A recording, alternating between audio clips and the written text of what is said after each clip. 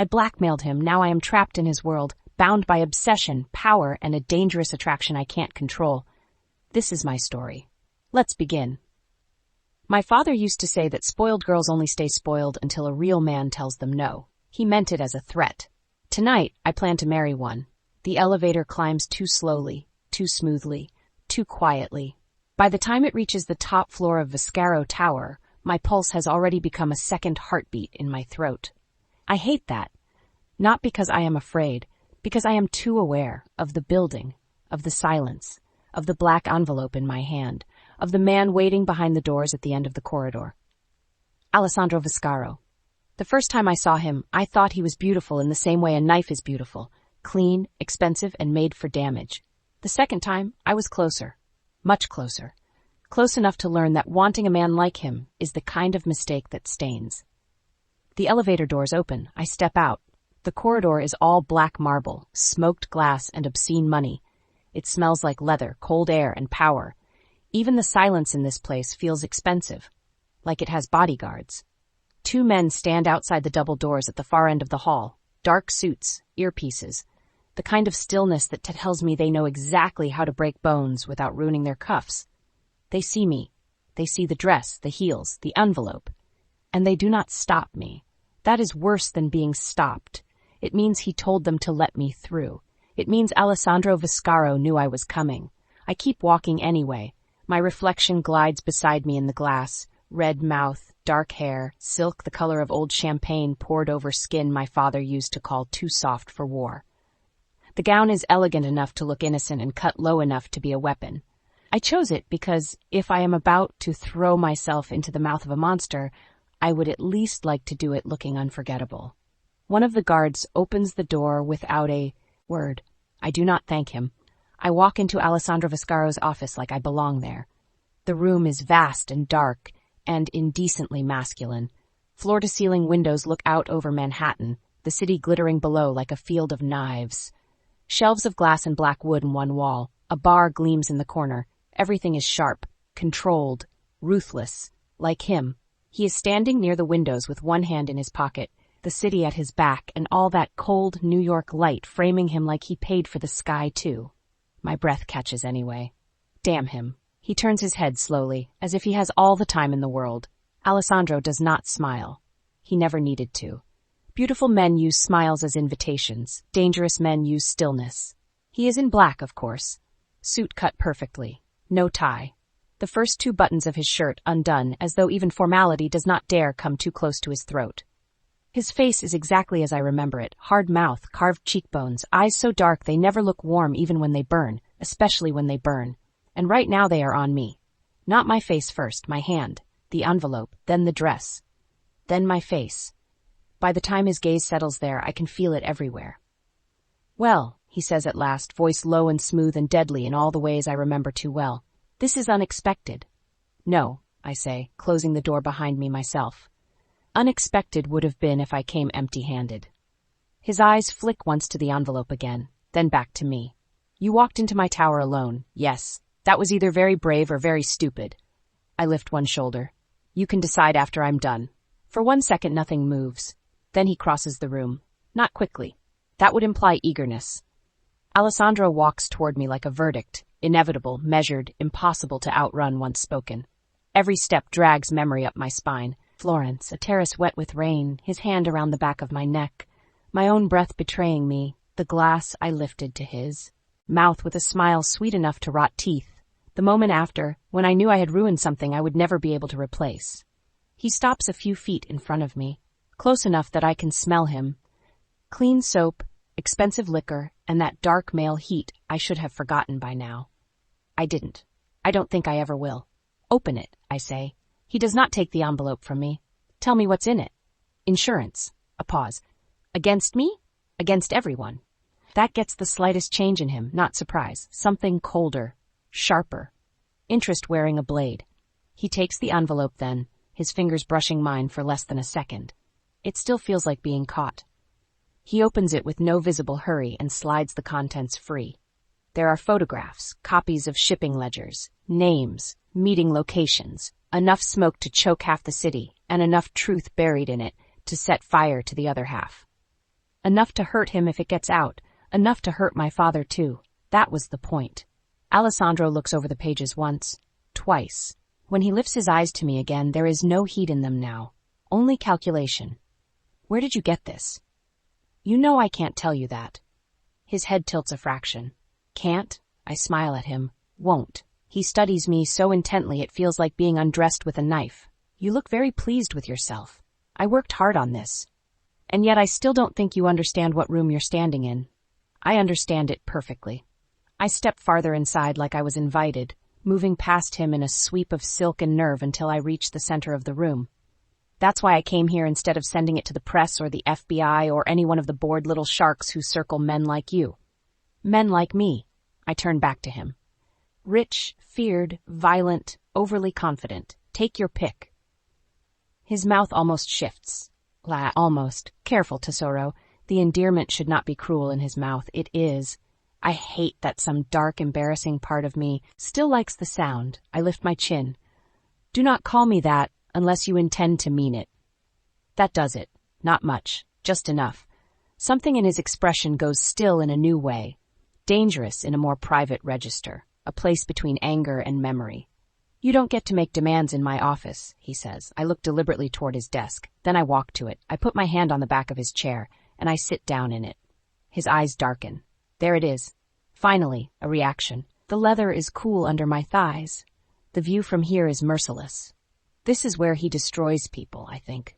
This is where men come to negotiate and realize too late that they were never negotiating at all. And now I am in his chair.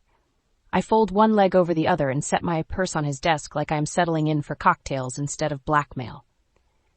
If I didn't get to make demands, I say, I wouldn't have come. He says nothing. That is somehow worse. Still, I keep going, because stopping now would be the same as bleeding in front of a predator. You know what my father is doing, I say. You know he's moving against you. I know many things. I know enough to damage his plans, and enough to damage you. A beat. Why would you want to damage your father? I laugh softly. The sound comes out brittle. Please, don't insult me by pretending you think blood makes loyalty. His gaze flickers once over my face. Maybe he sees too much. Maybe I hate him for that most of all. I lean forward, palms flat on the desk. Here are the terms. His brows lift a fraction, as if he is indulging a child he might eventually throw out a window. I'm listening. I hold his eyes. You marry me. The silence that follows is exquisite. I feel it move through the room, across the windows, through the desk, up the bones of my spine. He does not shout, does not laugh, does not blink, but the air changes. His voice, when it comes, is so quiet I have to listen harder. Say that again. You heard me. I like clarity. I want your name. I let the words land one by one. I want legal protection. I want my father cut out of every decision involving me from this moment forward. And I want it done in a way he cannot undo. His face remains unreadable. That frightens me more than anger would have, so I smile wider. He'll never see it coming, I say. You, of all people, should appreciate strategy. Strategy, he repeats softly. Is that what you're calling this? What would you call it? He takes his time answering. When he finally moves, it is only to set the papers down on the desk with absurd care. Then he plants both hands on the armrests of his chair. Mine. And leans in, not touching me, not quite, close enough that all I can see is his face, and all I can smell is him, and all I can think about is Florence, and the impossible stupidity of still wanting the man I betrayed. His gaze drags over my mouth. I would call it desperation, maybe, or madness. It's also possible. You walked in here with blackmail and a marriage proposal. I hold perfectly still. Yes. He leans closer, his mouth near mine now, his voice velvet over a blade. Do you have any idea how many ways I could make you regret that? My pulse leaps. I refuse to let him hear it. If you were going to kill me, Alessandro, I whisper, you would have done it already. There, it is tiny, a flash. But I see it. The recognition, not from tonight, from before, from Florence, from the nights I was never supposed to matter. His hand comes up, slow enough that I should be able to move. I don't. His fingers slide under my chin and tilt my face up. Not gentle, not brutal. Possessive in a way he has no right to be. His thumb brushes once along the line of my jaw, and my whole body betrays me with a pulse of heat so sharp it feels humiliating. You always did confuse survival with winning, he says. I survived Florence. Did you? The question lands too deep. My throat tightens. His gaze does not leave mine. He knows. Of course, he knows. He knew the second I walked in. Who are you? He asks softly. Tonight, the girl your father sent to trap me, or the woman stupid enough to come back? The words strike clean and cruel. I smile anyway, because if I let him see the crack, he will put his fingers right through it. Maybe both. His jaw flexes. Florence was a mistake. For you, I say. His fingers tighten once, just enough to make heat flash between my thighs and shame burn behind my ribs. For both of us. I should pull away. Instead, I hear myself ask, then why are you touching me? That does it. That is the wrong question. The dangerous one. A muscle jumps in his cheek. His eyes turn blacker. For one suspended second, I think he might kiss me. I think he might drag me out of his chair and put me on this desk and punish every reckless thing I have ever said with that terrifying, beautiful mouth. Instead, he lets me go. The loss of contact feels obscene. He steps back. I hate him instantly for it. You don't want marriage, he says. I do. No. He circles the desk, slow, deliberate, and every inch of him feels colder now. You want shelter. You want revenge. You want to spit in your father's face from behind my name. I want those things too. His gaze slices to mine. Too? My heart pounds so hard I can hear it. There's only one way through now. Only one truth powerful enough to disturb him. So I give it to him. I want you. The room goes silent again. Not ordinary silence. A living one. A vicious one. It moves between us and sharpens every edge. He just looks at me. And for the first time since I walked in, I think I may actually have done something dangerous enough to matter, because anger would be simple, amusement, manageable. But this is worse. He is disturbed, not by the blackmail, not by the marriage demand, by the truth. I stand because sitting suddenly feels too exposed. My knees nearly betray me. I lock them before they can. I know what you think of me, I say, quieter now, because there is no point pretending this part is strategy when it isn't. I know what I did. I know what Florence was supposed to be. I know exactly how stupid it is to stand here and say this to you. But I am done lying, and I am done being used by men who think fear is the same thing as obedience. His expression gives me nothing. I keep going because now that the wound is open, I may as well drive the blade deeper. My father wanted me to get close to you. My voice roughens, to distract you, to soften you, to make you vulnerable. The memory makes me sick, not because I did it, because some part of it had been real. You want to know what ruined the plan? I ask. I liked you before I was supposed to. I wanted you before it was useful. That lands, hard. I see it in the brutal stillness of him. His voice drops lower. Careful. No. My laugh breaks in the middle. You be careful, because I'm not here asking you to save me, Alessandro. I am giving you an opportunity. My father is moving. Your enemies are moving. And if you don't lock me to your side, he will keep using me until one of us ends up dead. His eyes go to the papers. Back to me. You think marriage would protect you? I know my father. He would burn a city before he'd risk offending your pride directly. If I become your wife, I become untouchable to him in public, legally, politically, socially. And privately? I hold his stare, even though the answer is the most dangerous part. Privately, I say, that would depend on you. There. Another truth, ugly and naked and impossible to take back. He crosses to the windows, turning away from me at last. I do not know if that is mercy or warning. His reflection in the glass is all hard lines and shadow. A king standing above a city that would collapse under him if he ever decided to lean his full weight down. When he speaks again, his voice is quieter, colder. You came here in white silk and arrogance with poison in one hand and vows in the other. I swallow. Yes. And you think wanting me makes this less offensive? No. I lift my chin. I think it makes it honest. That earns me his attention again. He turns slowly. The city burns behind him. He looks beautiful. He looks lethal. He looks like every bad decision I have ever been incapable of resisting. I know then, before he says a word, that he is not going to throw me out. That is not kindness. That is appetite of another kind. He walks back to me and stops close enough that I have to tilt my head to hold his gaze. Not because he is that much taller, because he makes closeness feel like gravity. Do you know, he says, what happens to women who mistake obsession for power? I'm still here, aren't I? His eyes move over my face like he is memorizing where to break me. Then his hand rises again. Not to my throat, not to my waist, just to the side of my face, fingers grazing once through my hair before he lets the strand fall. The touch is so light, it is almost cruel. My answer, he says, will not be kind. I didn't ask for kind. No, he murmurs, you never did. And suddenly I understand something terrible. He remembers all of it, not only the betrayal, not only the drug, the wanting, mine, maybe even his. That is the most dangerous thing in this room. Not the evidence, not the power. The fact that whatever happened in Florence did not die there. It came back with me. It is standing between us now, breathing. I make myself smile because if I do not, I may shake. So? I ask. Do I get a husband? Or do I start mailing copies? His stare sharpens. There is the smallest flicker of disbelief in it now. Not at the threat, at me, at the fact that I am still pushing. Good. Let him be unsettled. I have lived my entire life as someone's daughter, someone's bargaining chip, someone's pretty little problem. Tonight, I would rather be his catastrophe. He steps closer until there is barely any space left between us. When he speaks, his mouth is near enough to mine that the words feel breathed against my lips. You should have asked for money, Ginevra. Men survive greed. They do not survive obsession. You wanted the devil, Ginevra. Now let's see if you survive him. Chapter 2. I married Alessandro Viscaro 3 hours after I blackmailed him into it. There were no flowers, no guests, no music, no softness. Just a private chapel hidden inside one of the Viscaro properties downtown, a priest who looked like he had long ago stopped asking questions, 2 witnesses in dark suits, and Alessandro standing beside me in black like he was attending an execution instead of his own wedding.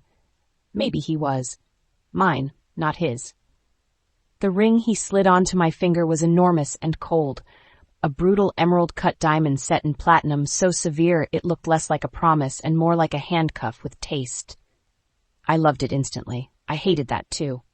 Do you, Alessandro Viscaro, take? Yes. He didn't look at me when he said it. He didn't look at me when the priest asked if he would protect me, keep me, honor the vows being spoken between us under God and law, and the full weight of his own terrible name.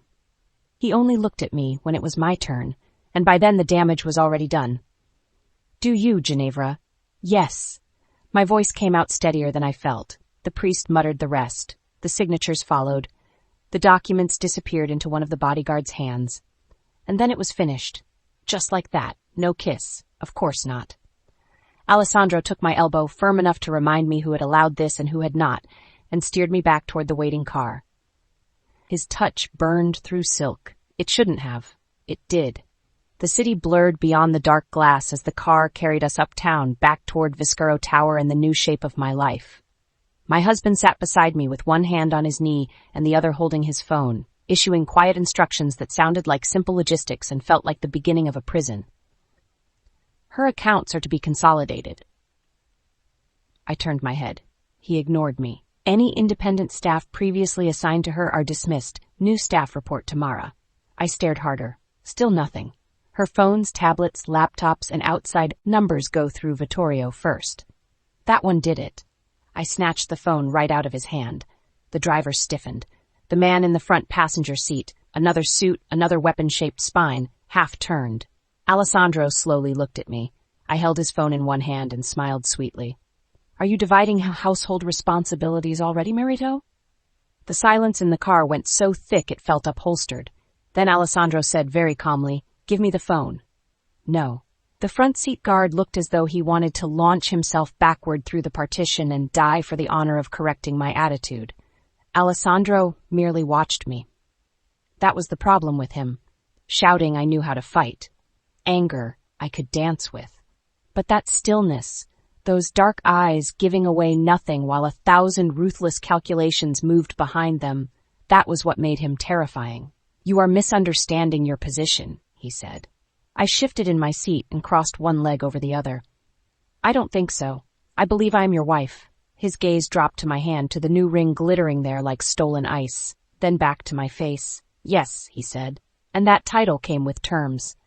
I gave him his phone back, slowly, only because I wanted to pick this fight well, not because I had lost it. Terms should be discussed, I said, usually before the wedding, in normal marriages perhaps.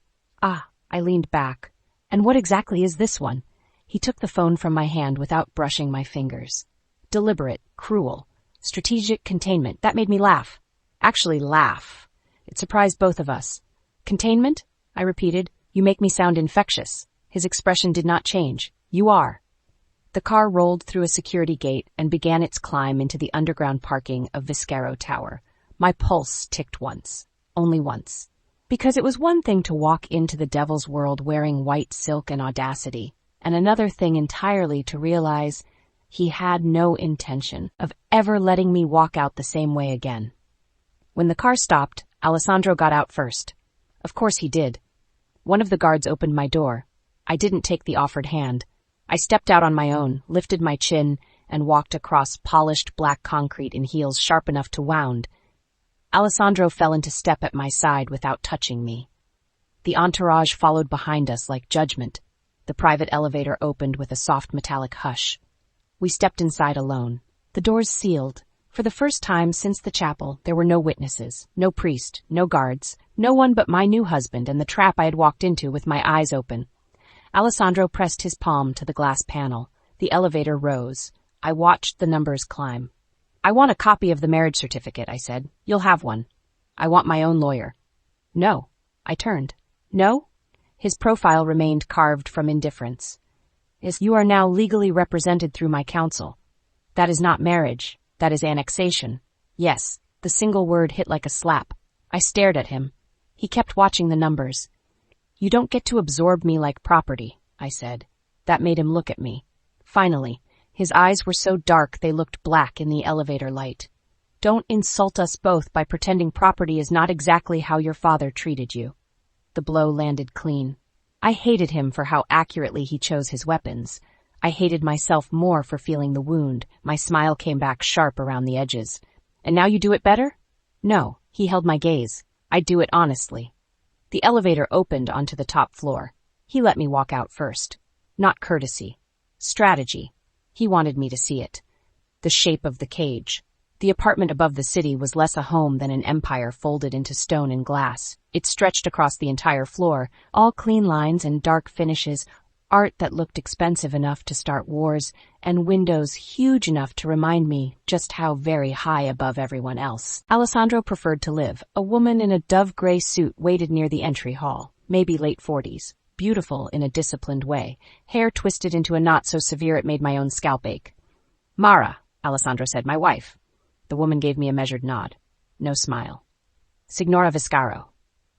My husband continued as though introducing me to a new accountant.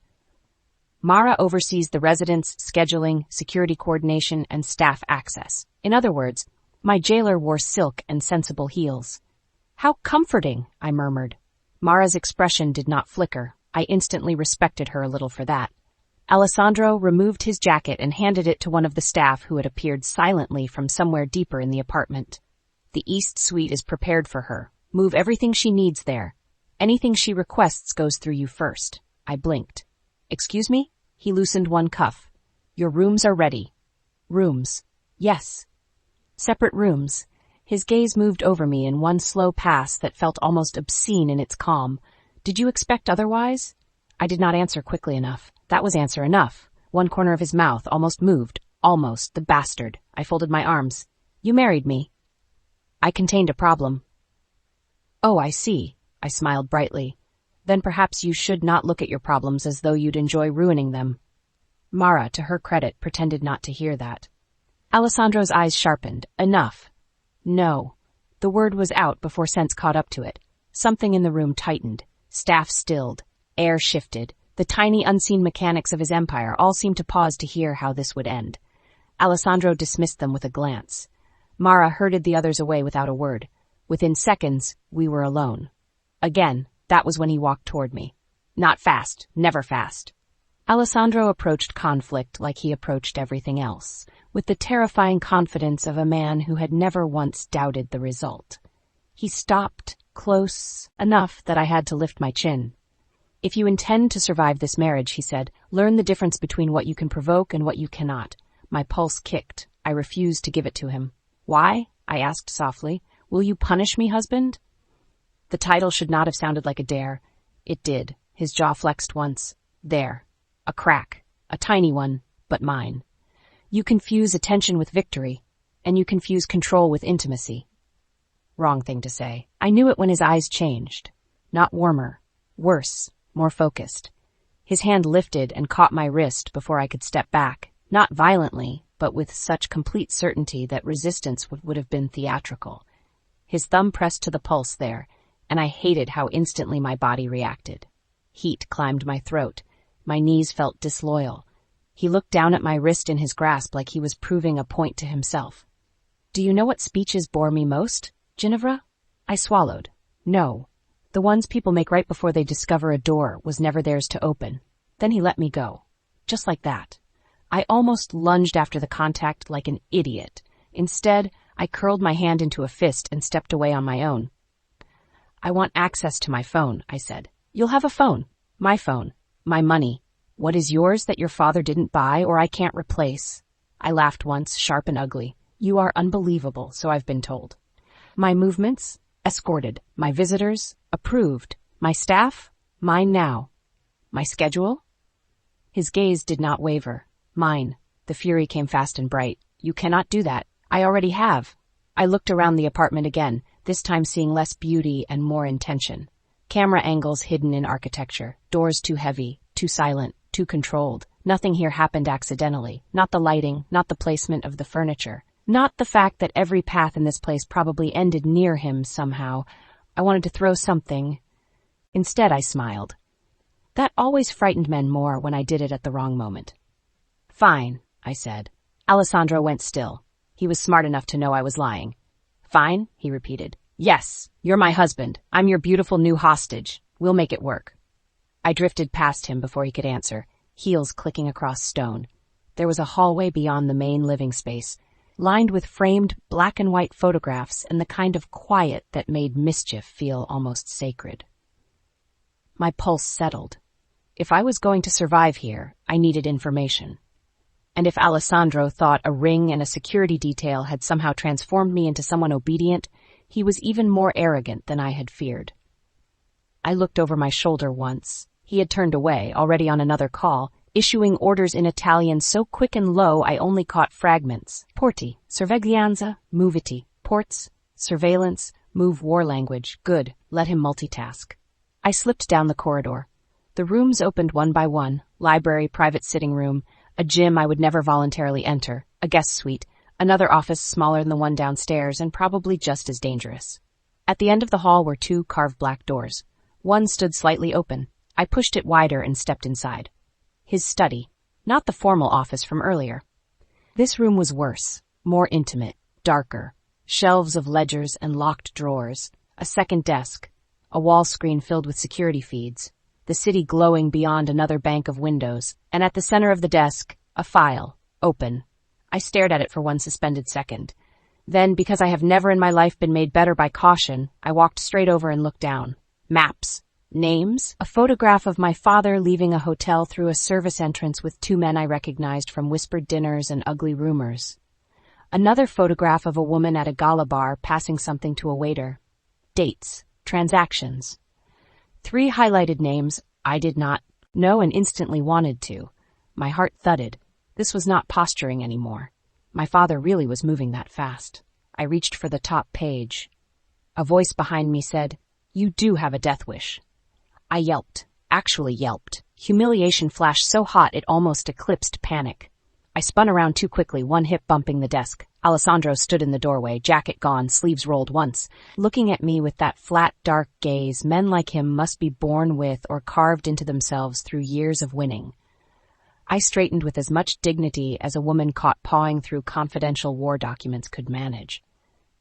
"You left it open." He said nothing. "That feels like entrapment."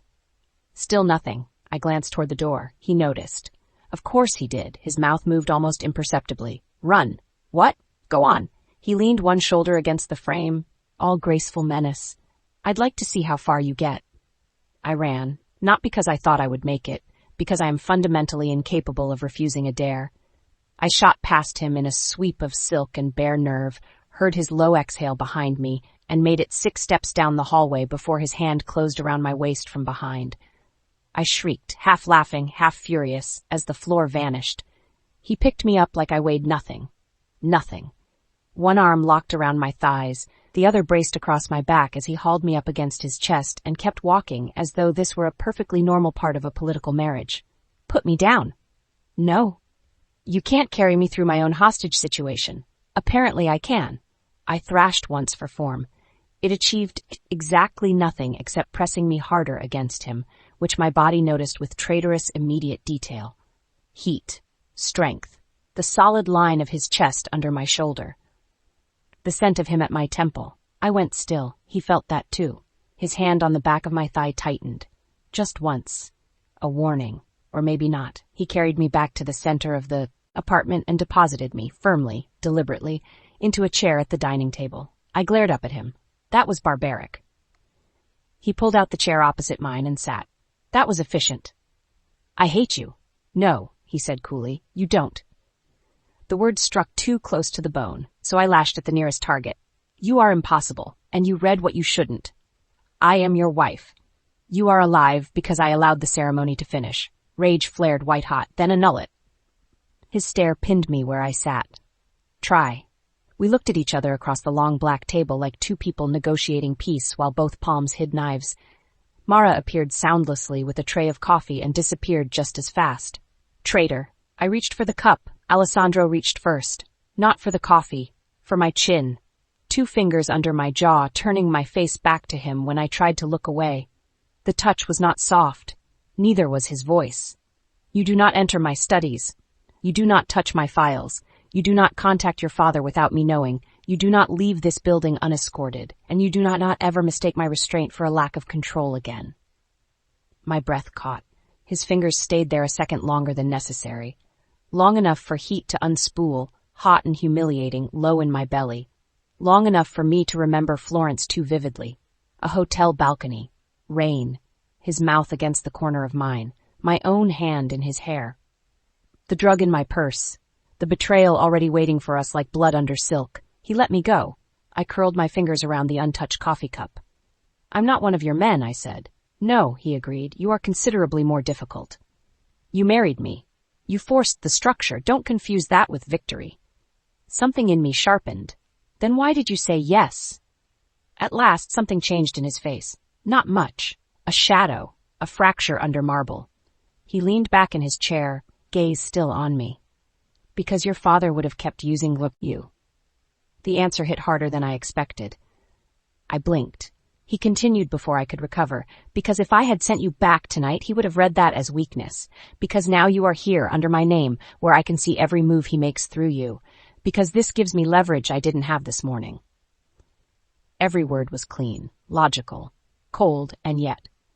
There had been a hesitation before the first one, tiny, but I had heard it. I looked down at the diamond on my finger and hated how heavy it suddenly felt. So that's all? For now. For now. Not no. Not never. For now. I stood before I could think better of it. Show me my room. Mara reappeared as if summoned by the fracture in my dignity. She led me down another hall, past a private terrace and 2 more locked doors into the east suite. It was beautiful. Of course it was. A bedroom the size of most apartments. Pale silk drapes, a sitting room, a marble bathroom with a tub sunk into the floor beside a wall of frosted glass. Closets already half filled with clothes in my size, because Alessandro was the kind of man who anticipated a woman's measurements when he decided to imprison her. I walked to the windows. The city stared back, so far below, so impossible to reach from here. Mara set a key card on the console table. This allows access to your suite, the library, the terrace, and the main living area. I turned. And the rest? Restricted. Of course. If you need anything, Signora Viscaro, ask me. Can I ask for a helicopter? No. I smiled despite myself. For the first time, Mara almost did too. When she left, I waited exactly 30 seconds before trying the hall door. Locked.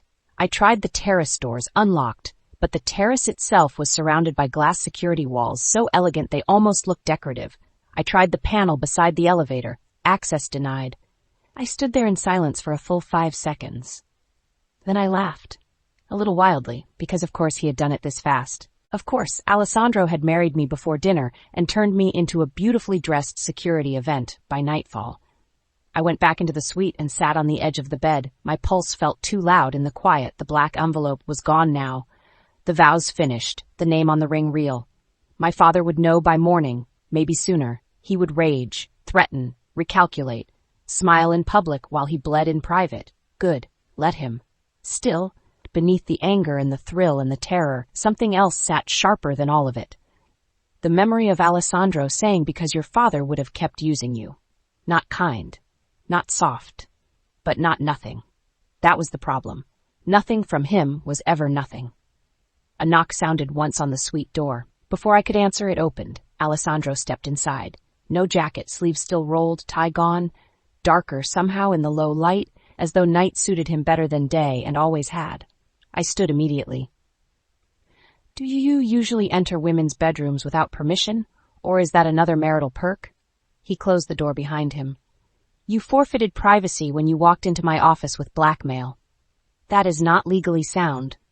I don't require the law to be sound, only useful. I folded my arms. What do you want? He glanced around the room once, confirming what he already knew, that I had tested the exits, checked the limits, and come away furious.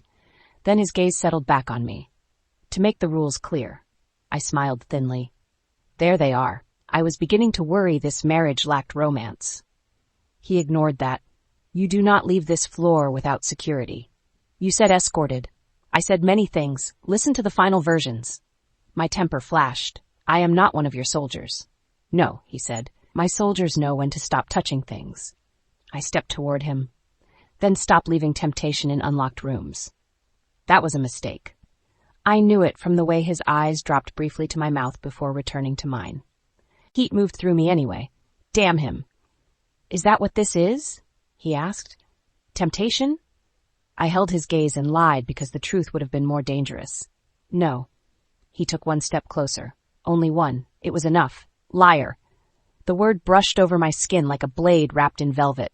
I refused to move back. So did he. We stood there with barely a breath between us, the full dark weight of Florence crawling back up between my ribs. I could still see him in candlelight, still feel the ghost of his hand at the back of my neck, still remember how badly I had wanted him even before I ruined it. My voice came out lower than I meant it to. You seem very certain of me. I'm certain of patterns. His gaze drifted to the ring on my hand, then back up. You push. I close the door. You test it. I lock it. You run. I catch you.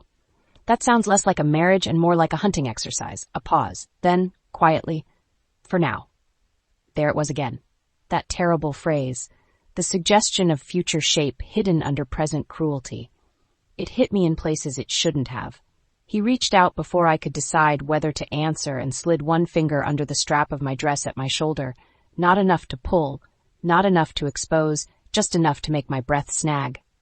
His eyes stayed on my face as he adjusted the silk back into place with maddening precision. Another rule. I hated how softly I asked. What rule? You do not provoke me because you are bored. The room seemed to contract around us. I'm not bored, I whispered. No, he said, gaze turning blacker. You're reckless. His finger left my shoulder. The loss of it felt obscene. I stepped back on instinct, and something ugly flashed across his face at the movement. Gone so quickly, I almost missed it. Not anger, something closer to offense. Good. Let him taste it. I lifted my chin. Are you finished? For tonight. He turned toward the door. That irritated me more than it should have.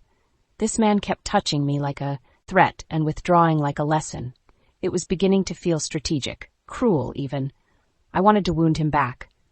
So I said the most dangerous thing I could think of. You're afraid to stay. He stopped.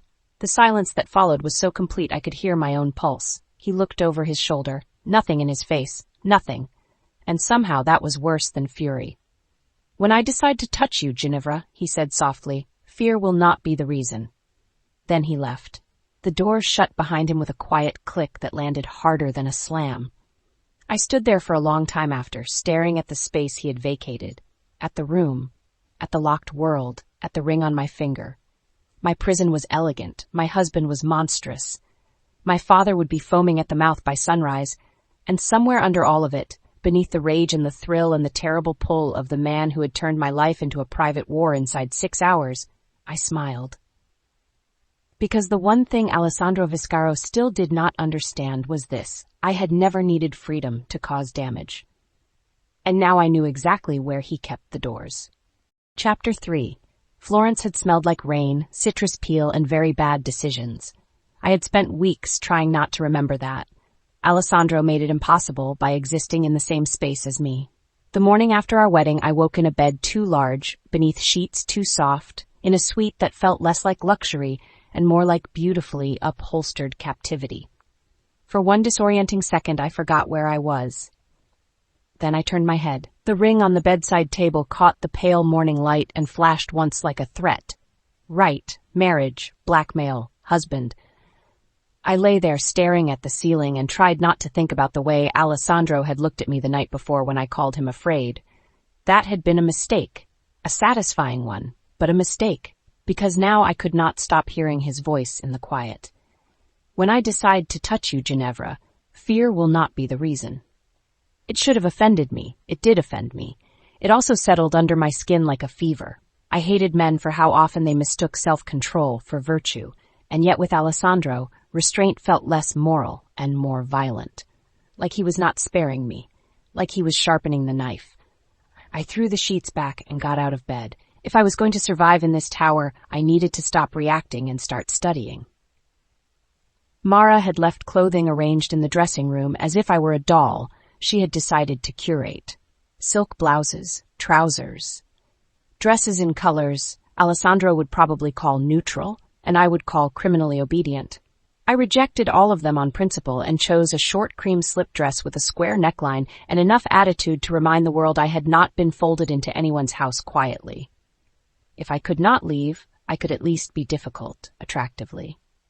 By the time I entered the main living area, coffee already scented the air. The city beyond the glass was steel and pale sun. Alessandro stood near the windows with an espresso in one hand and his phone in the other, speaking in Italian so low and clipped it sounded like someone loading a weapon. He ended the call without turning. "You're late." I stopped. Actually stopped. Then I smiled. I wasn't informed this hostage situation included breakfast attendance. That got me a glance. Only a glance. Dark eyes sliding over my dress, my bare legs, my mouth. The pause was brief. It still satisfied me. "There are meetings today," he said. "I assume I'm not invited." "No." I moved toward the island anyway. Then this conversation is already boring. The breakfast laid out for us was absurd in the way rich men always preferred their abundance. Precision-cut fruit, pastries too beautiful to bite, soft eggs, smoked salmon, little silver pots of jam no one with a soul actually needed. I poured coffee for myself and took my time doing it. Am I permitted caffeine, or will that also be consolidated under your control structure? Alessandro set his cup down. "You may drink the coffee." How generous. I was worried my access to liquids had been revoked. His mouth almost shifted. Almost. That tiny almost was beginning to become a private addiction. I carried my cup to the table and sat without being asked. He remained standing another moment, gaze on the skyline, on his phone, on everything but me. That irritated me. I liked being looked at. It was not vanity. It was tactical. Looking meant reaction. Reaction meant leverage. Indifference from Alessandro always felt the most dangerous because it was rarely real. At last he crossed the room and sat opposite me. "Today," he said, "you stay on this floor." I lifted my cup and took a slow sip. How thrilling. "You'll have access to the library, the terrace, the gym, the sitting room, and your suite. The gym is not a reward. It wasn't offered as one. And if I decline this charming range of captivity," his gaze met mine, cool and direct, "then you will still remain on this floor, only less comfortably." There he was, my husband. All romance and threat. I leaned back in my chair. You know, most newlyweds do a little better than this. Flowers, brunch, maybe one emotionally repressed kiss. He ignored the bait. That made me sharpen it. "Then again, maybe you're still sulking because I had to blackmail you into marrying me." That landed. Not loudly, but enough. The line of his shoulders tightened beneath the black shirt. No jacket this morning, no tie. The sleeves rolled just once. It should have made him look younger, less dangerous. Somehow, it only made him look more intimate in the worst possible way. "You do not have enough information," he said, "to decide what I am feeling." "Oh, I don't know. I think I'm very gifted with patterns." I smiled over the rim of my cup. You're angry because you still want me, and you hate me because of it. The silence between us sharpened so fast it felt audible. Good. I had found the nerve. He set down his fork with absurd care. Eat, he said. No. Then be quiet. Also no. His eyes darkened. I almost laughed. There was something deeply satisfying about discovering that one of the most feared men in New York could be driven toward murder by a woman refusing breakfast on principle. He rose without warning. My pulse jumped. He walked around the table. My pulse jumped harder. I kept my chin up anyway because panic in front of Alessandro felt too much like foreplay, and I did not trust him or myself enough to blur that line safely before noon. He stopped beside my chair. I tilted my head back to look at him. What? He reached down and took my cup. I glared. That's mine. You weren't drinking it to enjoy it. You were using it as a prop. A girl needs hobbies. He set the cup aside and bent low enough that one hand landed on the table beside me, not touching me, not yet. That was always how he did it. He made air itself feel like contact. Say Florence, he said quietly. The word knocked through me, hard enough that I felt it in my stomach. I should have looked away. I didn't. What? Say it, he repeated. I licked my lower lip without meaning to. His eyes flicked there and stayed a fraction too long, then returned to mine. Florence, I said. The city hummed outside the glass. Somewhere below, elevators rose and fell, cars moved, empires traded blood for money. Inside the apartment, nothing moved, not even breath. His voice dropped lower. Do you remember the hotel? I should have refused. Instead, because I have always had a gift for sprinting toward disaster in expensive shoes, I answered him honestly. Yes. The first flash of it came back too easily. A terrace with wet stone and candles trembling in the wind, his hand at the back of my neck, my own laugh, nervous and false at first, then real later when I forgot for a dangerous moment why I had been sent. I tightened my fingers in my lap. Do you remember? He asked. How long you watched me before you approached? I swallowed. Yes. His head tilted slightly. Tell me. The command slid over my skin like a blade wrapped in velvet. I hated how quickly my body recognized that tone. I saw you at the fundraiser, I said, voice quieter now. On the terrace first, then near the staircase, then at the bar. He said nothing. That was worse. It forced me onward. My father had made sure I knew your face, I went on. He told me what you liked, what you drank, which people you would tolerate, and which ones you would rather throw out of windows. One side of his mouth moved faintly. Accurate. I hate you. No, he said softly. Not when you're telling the truth. The words hit lower than they should have. I pushed my nails into my palm beneath the table. He told me to get close, I said. To flirt, to keep you occupied, to make sure you stayed long enough for one of his men to reach a meeting upstairs without being noticed. His gaze did not flicker, but the room changed anyway. A degree colder, one shade more dangerous. I know, he said. That snapped my head up. You know? I know enough. Something sharp and defensive sparked in me. Then why ask? He leaned closer. Too close. Not kissing close. Worse. The kind of close where every line of his face became devastating. The kind where I could see the faint scar at his jaw and remember stupidly wanting to touch it in Florence while pretending I was still acting. Because I want to hear which parts of the lie you're brave enough to confess, he said. There it was. The wound beneath the elegance. The reason, not information. Punishment. This was not breakfast. This was an interrogation with sunlight. Fine. If he wanted the truth, I would bleed it right back at him. I pushed to my feet so suddenly the chair legs scraped the floor. I drugged you. The words rang through the room. Good. Let them. Alessandro did not move. I stood inches from him now, coffee abandoned, pulse kicking at my throat. I had powder in my purse, I said. My father's man gave it to me before the event. Said it would make you dizzy, slow, more manageable. Not dead, just compromised. His face stayed carved from stillness. That made it harder. That made me go on. I slipped it into your drink when you turned toward someone who called your name. My voice shook once. I hated that. I kept talking before it could become weakness. Then I followed you upstairs when you left the ballroom. I was supposed to keep you there, keep you interested, keep you distracted long enough for my father's people to finish what they came to do. My throat tightened, but there was no point stopping now. I did it, I said. I smiled. I touched you. I lied. I let you kiss me while I was already betraying you. At last, something in Alessandro's face shifted. Not softness, not even anger in the simple sense. Something darker than both. I laughed once, but it broke in the middle. There, you wanted honesty. He rose to his full height. I forgot, every time, how much danger lived in his silence until he stood like that, not shouting, not reaching, just looking at me as though he could already see precisely where to put the knife. Is that all? He asked. No. The word slipped out before pride could stop it. His gaze sharpened. I could have stepped back. I didn't. The truth felt too ugly to carry halfway. I was supposed to leave after, I said, after you started to feel it, after your attention was on me, after the upstairs meeting was exposed. He waited. I hated him for how expertly he did that, like a priest, like an executioner, like a man holding a door open for your own confession. But I stayed. Still he said nothing. My heart beat so hard I could hear it. I stayed because I wanted to. That changed him. Not visibly to anyone else, maybe. But I saw it. A tiny fracture. One that cut deep because it was not outrage. It was something far more disturbing. Recognition. You wanted me, he said. I forced myself not to look away. Yes. His jaw flexed once, and you still did it. Yes. The silence became unbearable. So I made it worse. I wanted you before my father could use it, I said. That was the problem. I stopped pretending somewhere in the middle, and by then it was already too late.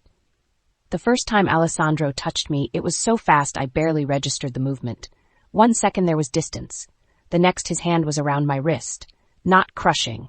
Worse. Controlled. Absolute. He pulled me around the corner of the table and into him hard enough that my breath caught. My free hand landed flat against his chest on instinct, fingers splaying over muscle, and the hard beat underneath. My body betrayed me instantly. Heat rushed low and fast. Humiliation followed right after it. You are either the stupidest woman I have ever met, he said, voice low and lethal above me, or the most reckless. I lifted my chin because surrender was a habit I had never learned. You married me. That does not suggest superior judgment. His fingers tightened once around my wrist. Then his other hand rose. Not to my waist. Not yet. To my jaw. He caught it between his fingers and thumb and tilted my face back. There. That old terrible axis of us. His eyes on mine. His hand controlling my mouth, my head, the angle of my breath.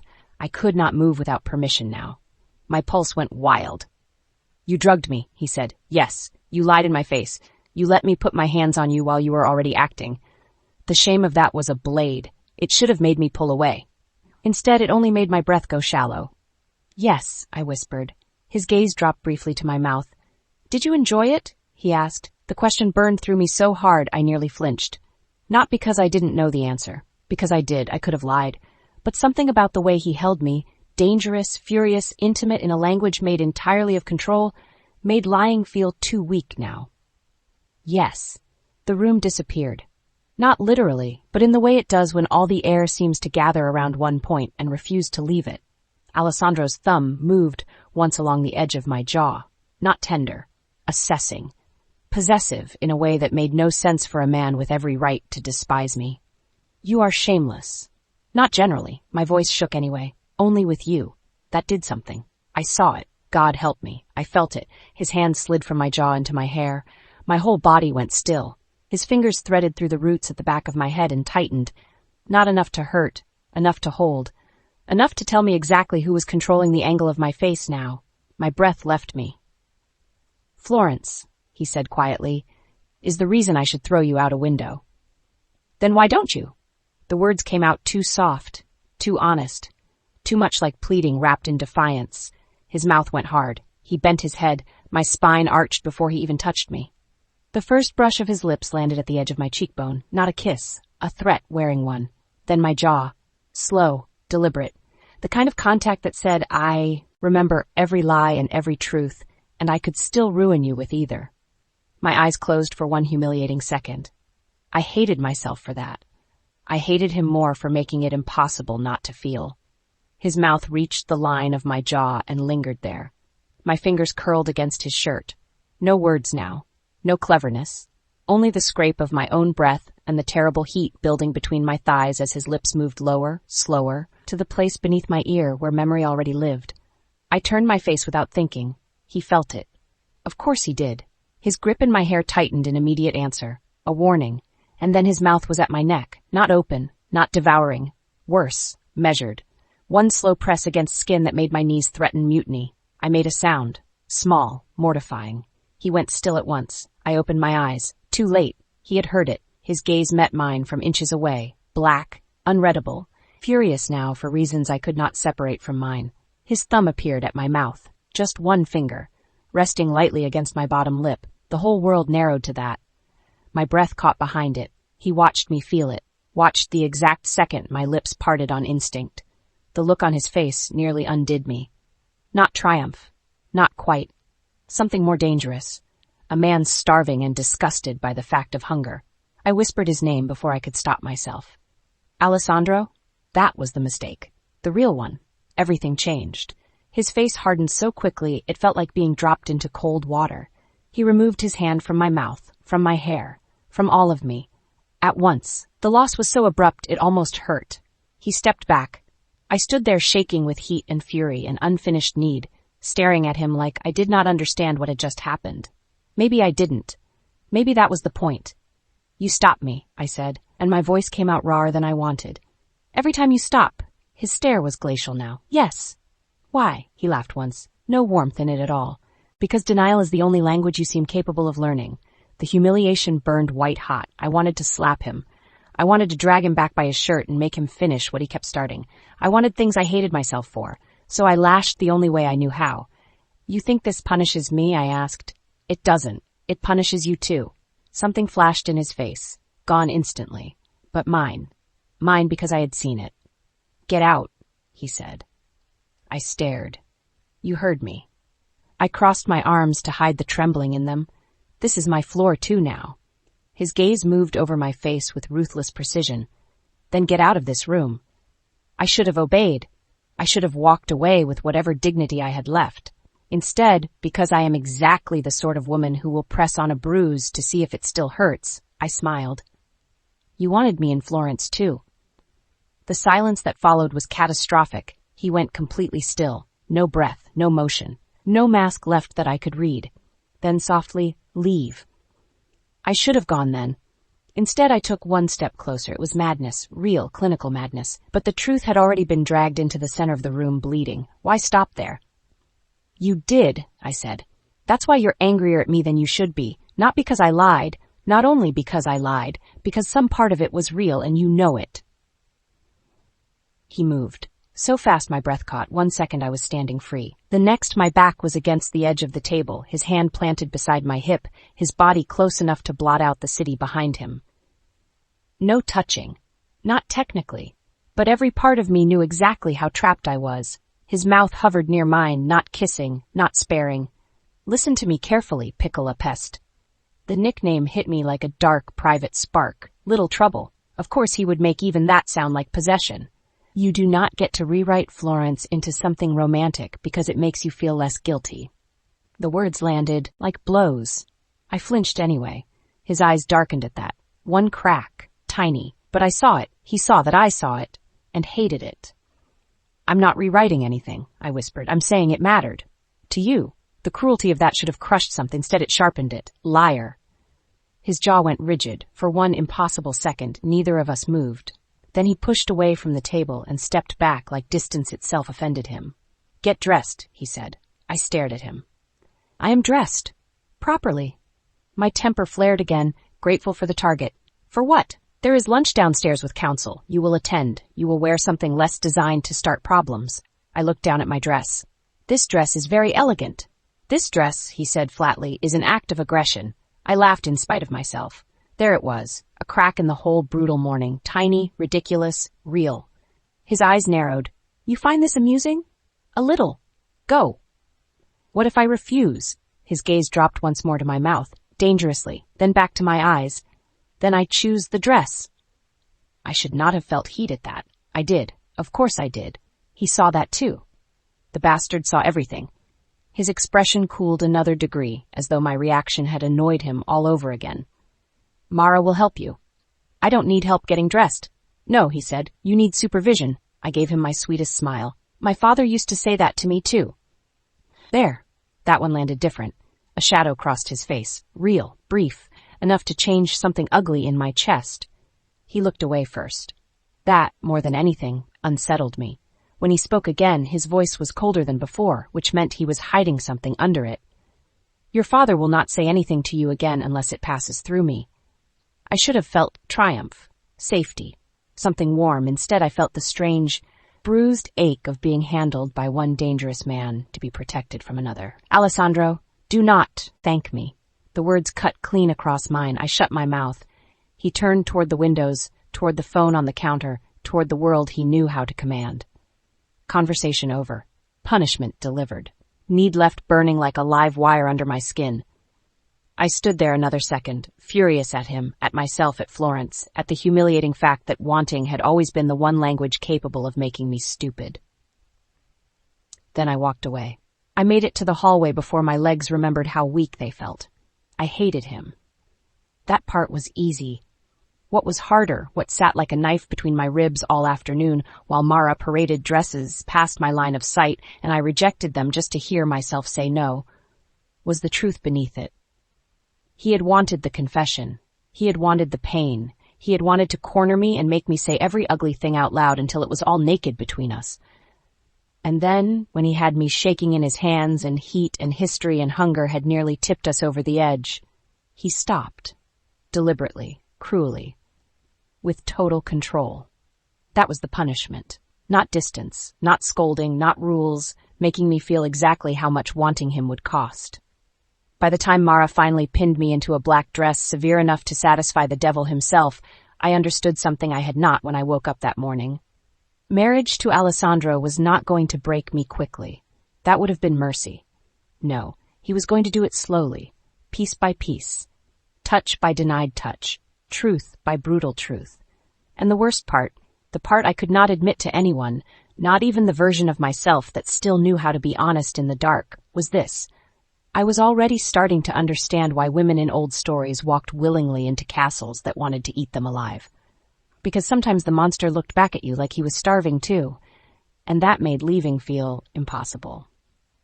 Chapter 4.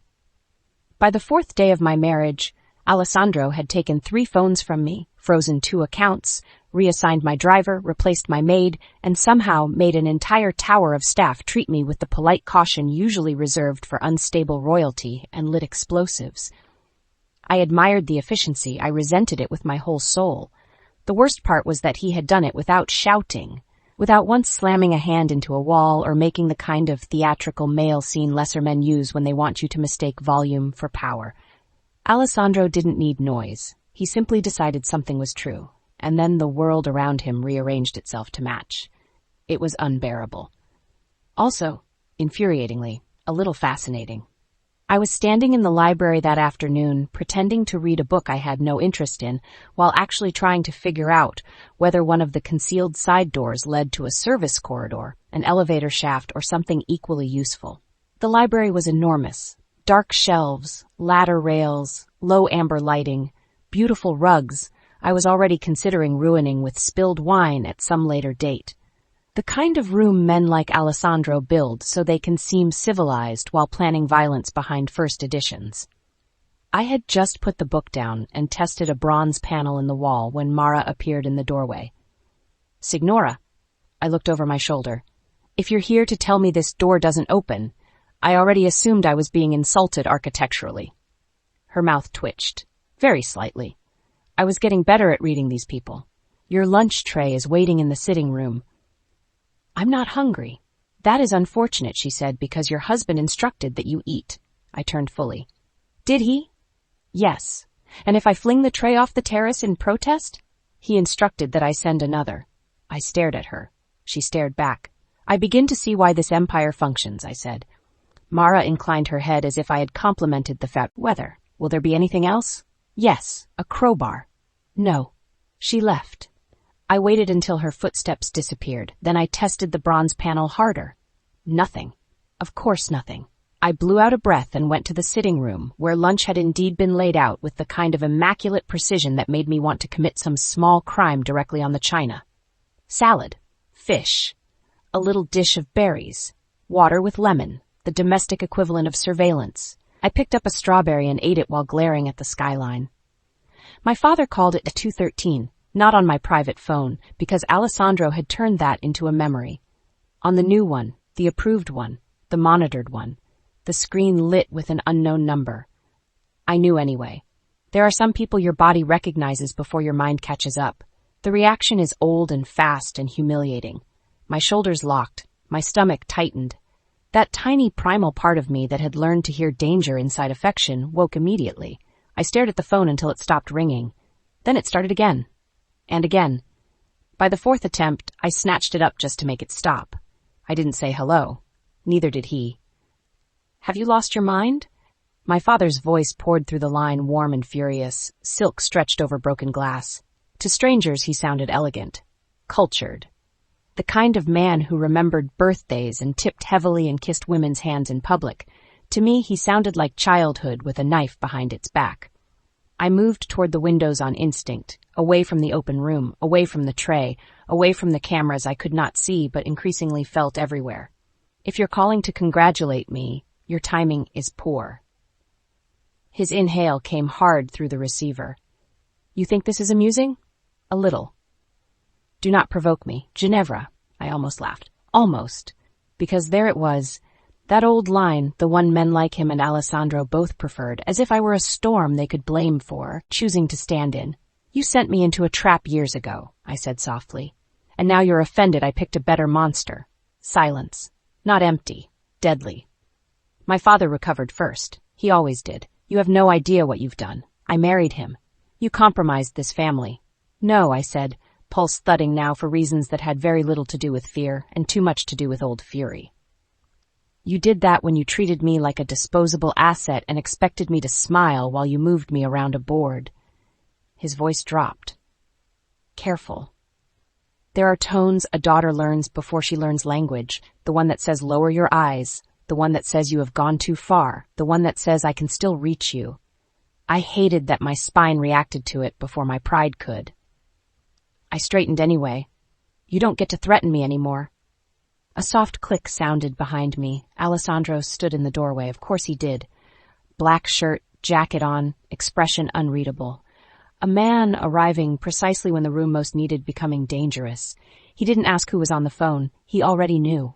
Something inside me, something ugly and relieved and furious, unclenched on sight. I hated that. My father heard the silence and understood it too.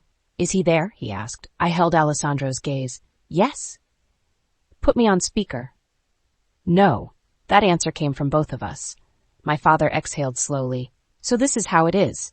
"This," I said, "is how it's always been. I just finally changed sides." Alessandro's eyes sharpened. My father laughed once, low and cold. "Sides? That implies you were ever capable of understanding the game." The old wound opened exactly where he knew it would. Too emotional, too difficult, too impulsive, too soft where it mattered. My father had spent years dressing control as critique until I nearly confused the two myself. I lifted my chin. "I understood enough to survive you." His reply came smooth and vicious. "You survived because I allowed indulgence. Don't mistake that for strength." Alessandro crossed the room then. Not rushing. Never rushing. He took the phone out of my hand and put it on speaker anyway. "Say that again," he said. The temperature in the room dropped.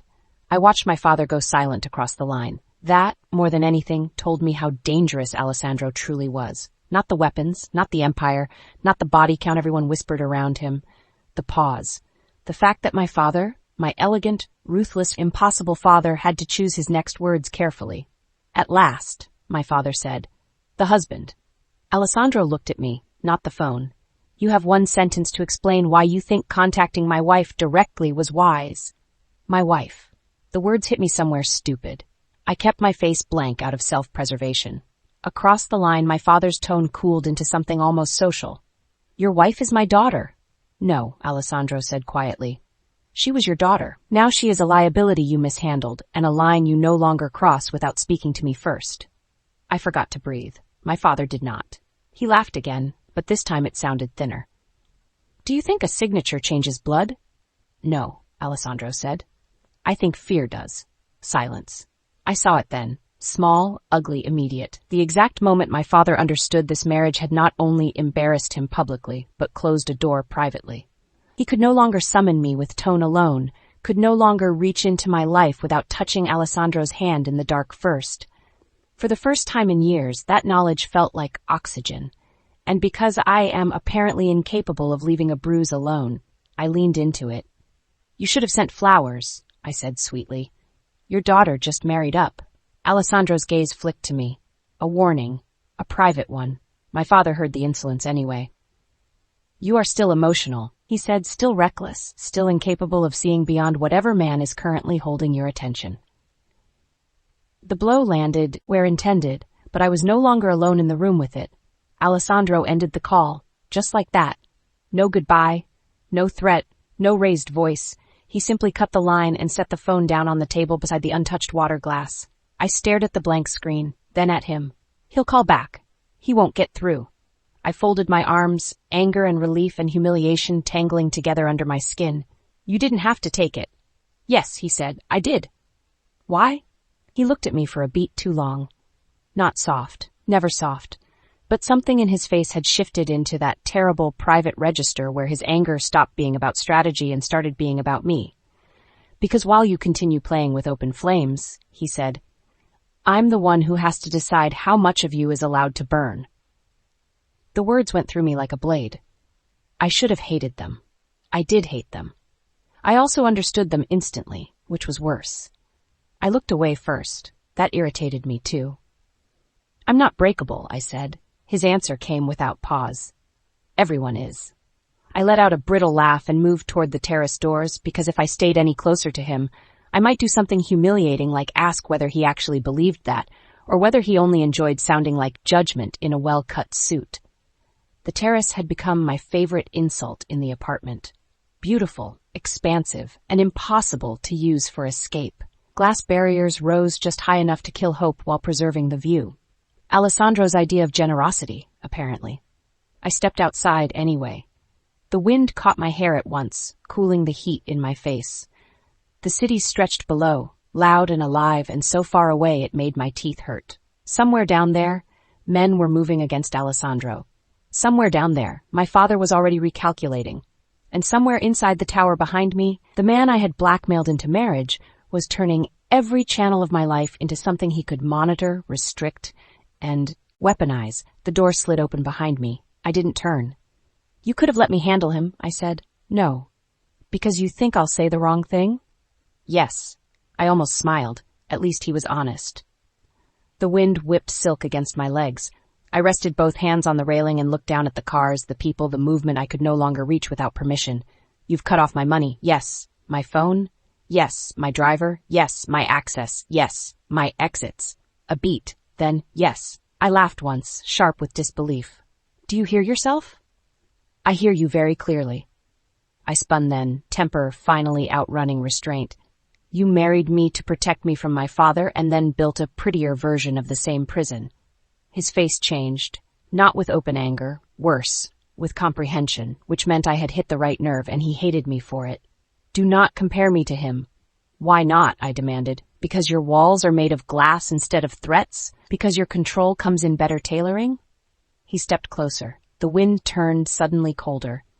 "Because," he said, voice low now, "if I wanted to make you small, you would know the difference."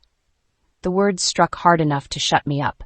There it was again, that brutal honesty of his, not kind, never kind, but precise, terrifyingly precise. Still, I was too angry to let the silence stand. "You took my accounts. I removed your father's access points. You removed mine too." They were the same thing. I hated how likely that was to be true. So I changed direction, because attacking a better wound is sometimes more satisfying than losing at the first one. "You don't trust me." "No." No hesitation, no softening, just truth. Something hot and ugly flared in my chest. "At least you answer quickly when it matters." His gaze moved over my face like he was tracking the precise point where fury and hurt became dangerous together. "You gave me evidence, blackmailed me into marriage, admitted your father sent you, admitted you drugged me, and still continue touching anything in my home that looks remotely forbidden. Why exactly would I trust you?" "Because I chose you." The words came out before I could stop them. Damn it, Damn me. Damn the wind and the city and his impossible face. For one suspended second, nothing moved. Not me. Not him. Not even the shape of the moment. Then Alessandro's eyes darkened in a way I recognized instantly now. Not just anger. Not just heat. Something messier. More dangerous. The part of him that wanted what it could not safely afford. That, he said quietly, does not mean what you think it means yet. Yet. There it was again, that terrible word he used when he wanted to deny me something and still leave its outline standing in the room like a ghost. My heart kicked. I hated that too. So what does it mean? I asked. It means you made a decision under pressure. No, I said. It means I walked into your office alone when I could have run. You had nowhere safe to run. I could still have chosen someone else. Something flickered in his face at that. Fast. Lethal. Mine. There is no someone else. The possessiveness in that sentence hit so low and hard it almost stole my next breath. He realized it. I saw the exact instant he regretted saying it aloud. Good. Let him regret things for once. I stepped closer. Just one pace. Enough to let the wind push my hair between us. Enough to make it impossible to pretend this conversation was only about access and logistics and war. Then say it right, I said softly. His jaw tightened. Ginevra. No. I tipped my face up to him, reckless again, spoiled again, unable to stop picking at the live wire between us. If you're going to lock every door, take every phone, monitor every breath, and tell my father he lost me, then at least say the part you keep swallowing. He stared at me. Dark, beautiful, furious. A man standing 1 second from doing something he would hate himself for later. Good. I wanted him there. Wanted him honest, wanted him cracked open, even if all I got out of it was blood. What part is that? He asked. The wind caught at my dress. The city glittered below us. The whole world narrowed to the space between his mouth and mine, and the terrible fact that I could no longer tell where power ended and wanting began. That you didn't marry me only because it was useful. The silence that followed was catastrophic. His gaze dropped once to my mouth, then lifted. That tiny movement alone was enough to send heat flashing through me. He stepped in. Not touching. Not yet. He always made the almost feel violent. I married you, he said, so softly I had to lean in to hear it, because sending you back would have put you in your father's hands. I swallowed. He kept going, because he had already taught you to confuse bait with choice. The words struck deeper than I wanted. He knew it. He watched it land. And because he was Alessandro, because he could never leave a wound half open once he saw it, he finished the cut. And because once you stood in front of me asking for my name, I no longer had any interest in letting another man decide what happened to you. There. That was it. Not tenderness, not romance, something far darker. Ownership sharpened by strategy, by anger, by old hunger and present control. It should not have comforted me. It did. In the ugliest, deepest part of me, it did. Maybe he saw that too. Maybe that was why he stepped back first, as if distance were the last discipline he still trusted. Go inside, he said. I laughed softly, because of course he ruined it. Of course he gave me the truth and then tried to take it back under orders. No. His eyes narrowed. I pressed on because I had learned enough by now to know that when Alessandro started closing doors verbally, it was because something in him had already begun opening. I'm not done. I am. I don't care. That almost smile touched his mouth again. Dangerous brief gone. Yes, he said. That has become very clear. I stepped around him and went inside before he could choose another rule to end the moment. Not because I was frightened, because I had won enough for one conversation, and I knew better than to keep a man like him cornered once his control started to fray. The afternoon soured after that, not dramatically, professionally. 3 men from council arrived. 2 stayed in the downstairs office with Alessandro for hours.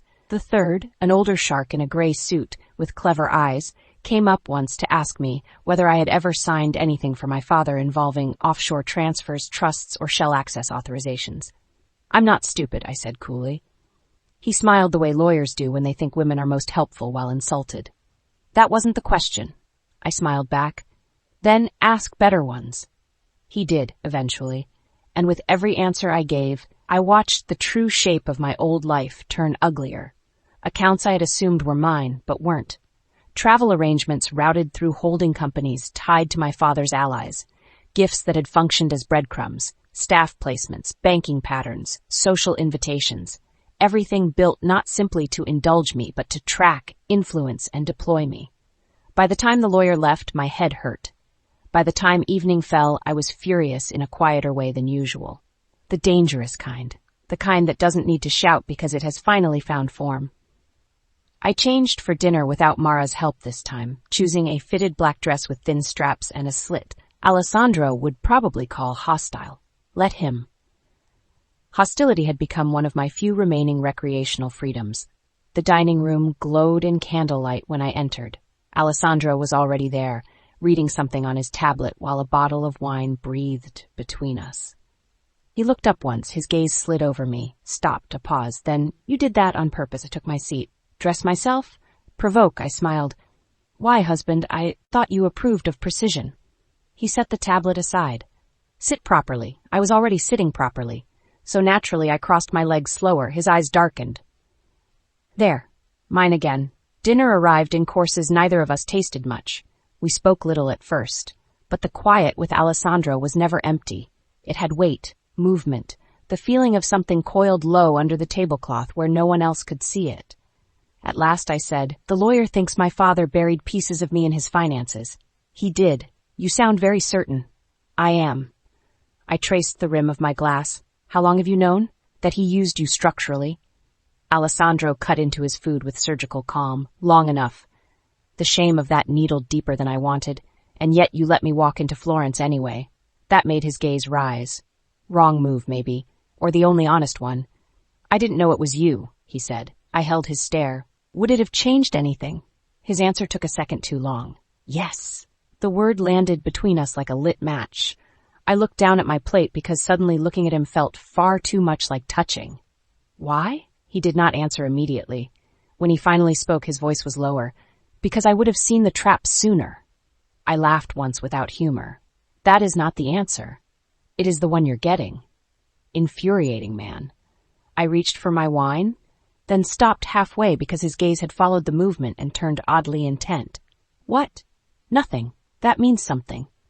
He leaned back in his chair. "You're angry tonight." I picked up the glass anyway. Very perceptive. "You're quieter when the injury goes deeper." The wine nearly stuck in my throat. I set it down carefully. "And you're intolerable when you think observation counts as intimacy." Something cold flashed across his face. The wrong thing. Again, but I was too raw from the day, from the lawyer, from the call with my father, from the quiet horror of realizing how much of my old life had been scaffolding built for my use rather than my freedom. So I kept going. "Do you know what the worst part is?" I asked. "Not that he used me. Not even that I let him. It's that every time you take something now, every time you cut off an account or reroute access or tell me where I can and cannot go, part of me can't tell whether I'm safer or just better caged." The room went still. No servants near enough to hear.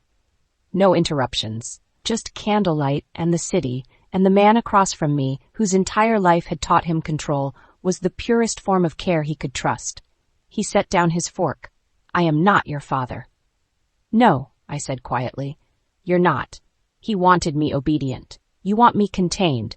Different motive, similar architecture." For 1 second I thought he might stand, maybe leave, maybe end the conversation the way he ended everything that got too close to a truth he couldn't neatly categorize. Instead he said, "Come here." The words did not sound like a request. I stared at him. "No." His eyes held mine. "Come here, Ginevra." There are moments with Alessandro when refusal feels less like resistance and more like striking flint inside a room already leaking gas. I stood anyway, not because I wanted to obey, because I wanted to know. I crossed the room slowly, pulse building. He remained seated until I stopped at the head of the table beside him. Then he looked up, all that cold, dark focus fixed squarely on me. Closer. I hated how instantly heat moved through me. I stepped between his knees, not touching, not yet. His hand stayed on the arms of the chair, which somehow made it worse, made me feel watched in a way that stripped layers without removing a thread. "You want clarity?" he asked. Yes. Fine. One hand lifted and caught lightly at the side of my waist, not gripping, just there. Hot through fabric, deliberate, my breath hitched. His gaze never left my face. "When I remove access," he said, I remove what your father built into your life to reach you. His thumb shifted once against my waist, a tiny movement, enough to make my knees feel less trustworthy. When I control movement, it is because 3 men are currently circling this city looking for leverage against me. His voice lowered, and now that leverage wears my ring. The words hit so hard they almost felt like a touch. My ring, his wife, leverage, danger, desire. Everything was always tangled with him. His hand slid from my waist to the small of my back, not quite pulling, a warning line. A hold. If you want to hate the walls, he said, hate them, but do not lie to yourself about why they exist. I looked at him, really looked, at the brutal intelligence in his face, the discipline, the old anger, the new obsession coiled underneath it. The man who did not know how to protect anything without first gripping it hard enough to make escape impossible. You make safety feel like surrender, I whispered. Something in his expression changed, not much, a crack beneath marble. That, he said quietly, is not the same thing. His other hand rose then, fingers brushing once along my jaw. I went still. Not because I was frightened, because every time he touched my face, something in me stopped pretending this was still only war. His thumb traced the edge of my lower lip without pressing. I felt the air change, felt the dangerous tilt of it, the beginning of another almost. My pulse hammered. He saw it, of course he did. Look at me, he said softly. I already was, but I understood what he meant. Don't hide in sarcasm, don't hide in anger, don't look away from what this is. So I held his gaze and let him see me, really see me. The fury from the afternoon, the humiliation, the old fear, the new dangerous comfort, the wanting. His fingers slid into my hair at the side of my head. Just enough to hold. My mouth parted. He watched that too. A dark satisfaction flickered through his eyes before discipline crushed it flat. Your father built exits into your life so he could own every route, Alessandro said. I'm cutting them out. His face was close now. Not touching close. Worse. The kind of close that made every breath feel deliberate. And until I'm done, he murmured, you do not keep pretending halfway freedom is the same thing as safety. There it was, the locked line beneath the chapter. The core truth he had been dragging me toward all day. As long as I kept believing I could slip in and out of this war, half bound, half safe, half free, I remained exactly where my father liked me best, reachable, useful, alone. I hated that Alessandro was right. Maybe he saw that acceptance land. Maybe that was why his grip in my hair tightened just a fraction. Not pain, possession. Heat flashed through me so fast I nearly leaned in. He saw that too. His gaze dropped to my mouth. Mine to his, 1 inch, maybe less. If either of us moved... The door to the outer hall opened. A voice said, Boss! Alessandro released me instantly and stood. The cold loss of contact was a slap. I stepped back at once, pulse wild, expression rearranging itself a second too late to be fully innocent. A man in a dark suit stopped in the doorway, took one look at us, and had the good sense to regret being alive. Now? Alessandro asked. The single word could have carved stone. Apologies, the man said tightly. We found movement on the Queen's route. One of Moretti's intermediaries met with Romano's shipping council. Vittorio thinks... I'll take it downstairs. The man vanished. Alessandro adjusted one cuff, that was all, one cuff, as if he hadn't just had his hand in my hair with his mouth a breath from mine, as if I wasn't standing there half-burned and furious at the interruption, and even more furious at myself for caring. He looked at me once. Stay here, I laughed softly. Of course, heaven forbid I miss the continuation of my captivity. His gaze hardened. Ginevra? Something in the tone made me stop. Not because it frightened me, because it mattered. He crossed to me in 2 steps, caught my jaw lightly, and forced me to look at him one last time. Your father is moving faster than you think, he said. Do not answer unknown numbers. Do not leave this floor. Do not test the East Service corridor again. I blinked. There's an East Service corridor? His mouth went hard. I smiled. There, a tiny crack. Wrong moment, perhaps, but mine. He removed his hand from my face. Unbelievable. That's what marriage is for. He stared at me another beat, then turned and walked out, taking the gravity of the room with him. I stood there alone in the candlelit silence, breath still uneven, hair still carrying the faint ghost of his fingers, jaw warm where he'd held it. Dinner cooled on the table, the city burned below. And somewhere between my father's reach collapsing, my false freedoms being stripped away, and Alessandro Viscaro looking at me like I was leverage, liability, temptation, and something far worse all at once, I realized my old life was dying. Not dramatically, not in one grand scene, quietly, system by system, door by door, lie by lie.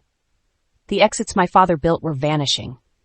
The leverage I thought I had was bleeding out, and Alessandro's control was becoming total. The worst part was that I could feel myself starting to understand the shape of it, starting to see where his ruthlessness ended and something darker began. Not softness. Never softness, but a form of care so dangerous it came dressed like conquest. I should have been terrified by how quickly that could become addictive. Instead, alone in the dark after he left, I touched my fingers to my mouth and thought the most reckless thing of all. If this was what surviving him halfway felt like, I wasn't sure I wanted halfway anymore. Chapter 5. By the end of the first week, I had learned 3 things about marriage to Alessandro Viscaro. First, he never repeated himself when a silence would do more damage. Second, every room in his world was arranged like a test. And third, if I was going to survive being caged by a man like him, I would need to make the cage bite back. That was how I ended up needling him in public. Not with anything obvious. I was not stupid enough for that. Just enough. Just precisely enough. The dinner was one of those elegant, venomous gatherings rich people pretend are social when they are actually war with crystal glasses. 6 people at a private table in a members-only restaurant 30 floors above the city. 2 bankers, 1 shipping attorney, 1 politician with perfect teeth and dead eyes. Alessandro at the head of the table in black, immaculate and unrateable. Me at his right hand in silver silk, diamonds at my throat, looking every inch the wife he had never wanted and now could not publicly hide. That was the point. My father's people would hear about this dinner before dessert. They would hear I had worn Alessandro's ring and sat at his side and smiled like I belonged there. So I smiled beautifully. And then, because I am still myself no matter whose name I wear, I made it worse. The first time was small. One of the bankers asked whether I was settling into married life in the city. I tilted my head and said, "I'm learning. My husband is very committed to structure. Sometimes I think he'd put locks on air if he could find the right key." There was a polite ripple of laughter around the table. The politician smirked into his wine. Alessandro did not react, which only made me want to push harder. The second time came over the main course, when the attorney mentioned security around the port routes tightening. I picked up my glass and said lightly, "Oh, Alessandro loves security. I've never met a man so devoted to supervision. It's almost romantic if you don't think too hard about it." This time there was more laughter. The politician actually looked entertained. One of the bankers glanced at Alessandro as if to check whether he was still alive beneath all that stillness. He was. Unfortunately for me, his gaze shifted to me then. Only for a second. Dark, precise, a warning. I smiled at him over the rim of my glass. That was the mistake, because he knew that smile. He knew exactly what it meant. I know I'm being difficult. I'm doing it on purpose, and you can't stop me here. The rest of dinner passed in a blur of expensive cutlery and strategic conversation. Alessandro was colder than usual, which on him was an achievement. He spoke little, listened to everything, and never touched me once. That should have reassured me. It didn't. By the time we reached the car, my pulse had started its slow, traitorous climb.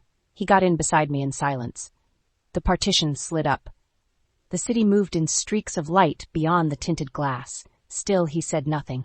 I crossed one leg over the other and looked out the window as if my heartbeat were not climbing into my throat. "You're sulking." "Nothing." I turned my head. "That usually means I won." His gaze moved to me at last. God. Those eyes, black in the dim light, calm in a way that made calm itself feel threatening. "You embarrassed me in front of men whose instincts I pay to remain narrow," he said. I smiled sweetly. I thought I was delightful. His hand landed on my thigh, not high, not yet, just above my knee, heavy and certain through silk. My breath caught anyway. He watched that happen. Then he said very softly, "That is exactly the problem." Heat flashed low and fast. Humiliation followed it like a shadow. I should have moved his hand. I should have slapped it away or turned the moment into another joke, sharp enough to protect me from how instantly my body recognized his anger. Instead, I held still. His fingers tightened once on my thigh. Not hard enough to hurt. Hard enough to remind. You like performing, he said. I like surviving boredom. You like pushing until you find the edge. I lifted my chin. And you like pretending you don't enjoy it. His mouth went hard. The car kept moving. His hand slid once, higher, a few inches. Enough to send a terrible pulse through me. Enough to make the city outside blur for entirely different reasons. Careful, he said. The irony nearly made me laugh. He said it like my father used to. But Alessandro's version was worse, because it always carried the suggestion of follow-through. I forced my voice steady. Or what? His thumb pressed into the inside of my thigh. My breath broke, just once. His eyes darkened. There, he murmured.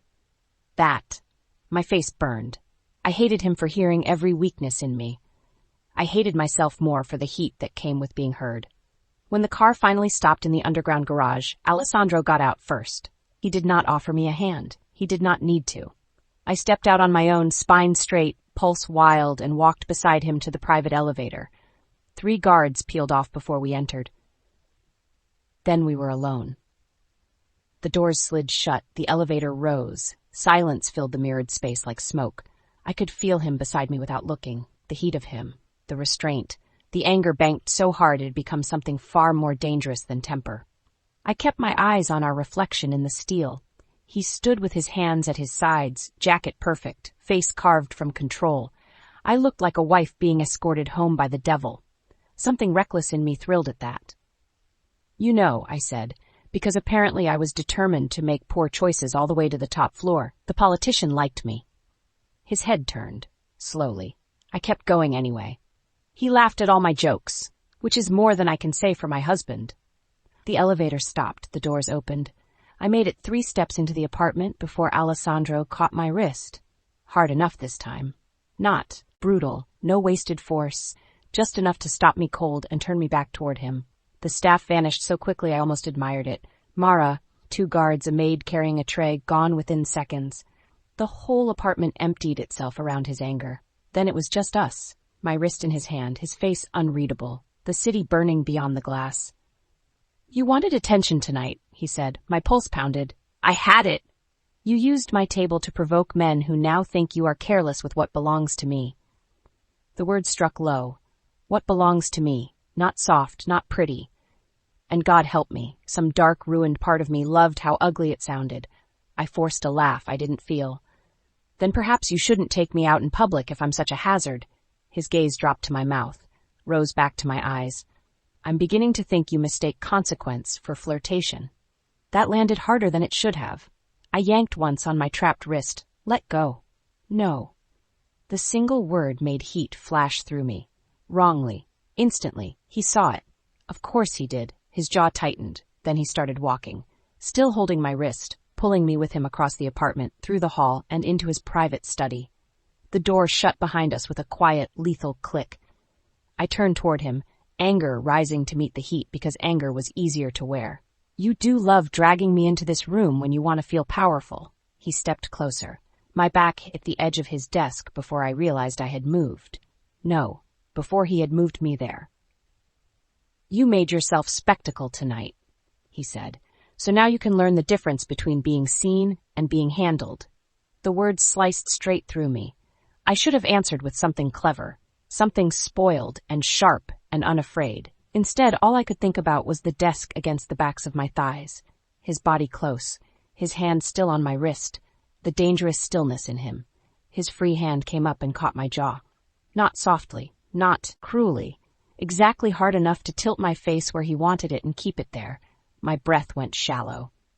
That mouth, he said quietly, looking at it like it had personally offended him, has no instinct for self-preservation. Something wild in me sparked at that. Maybe I married the wrong Viscaro then. The look on his face changed so fast it stole the air from the room. That had been the wrong thing, the truly wrong thing. His hand left my jaw only to grip my waist and turn me, fast and certain, until my back pressed fully to the desk. My wrist was pinned beside me now. His thigh moved between mine, forcing space open, forcing me to feel exactly how trapped I was. A sound escaped me. Small, mortifying. His mouth went hard. You think jealousy is a toy. I could barely breathe. I think you're angry. Yes. The honesty of it hit like a blow. He bent his head, his mouth brushing my cheek once.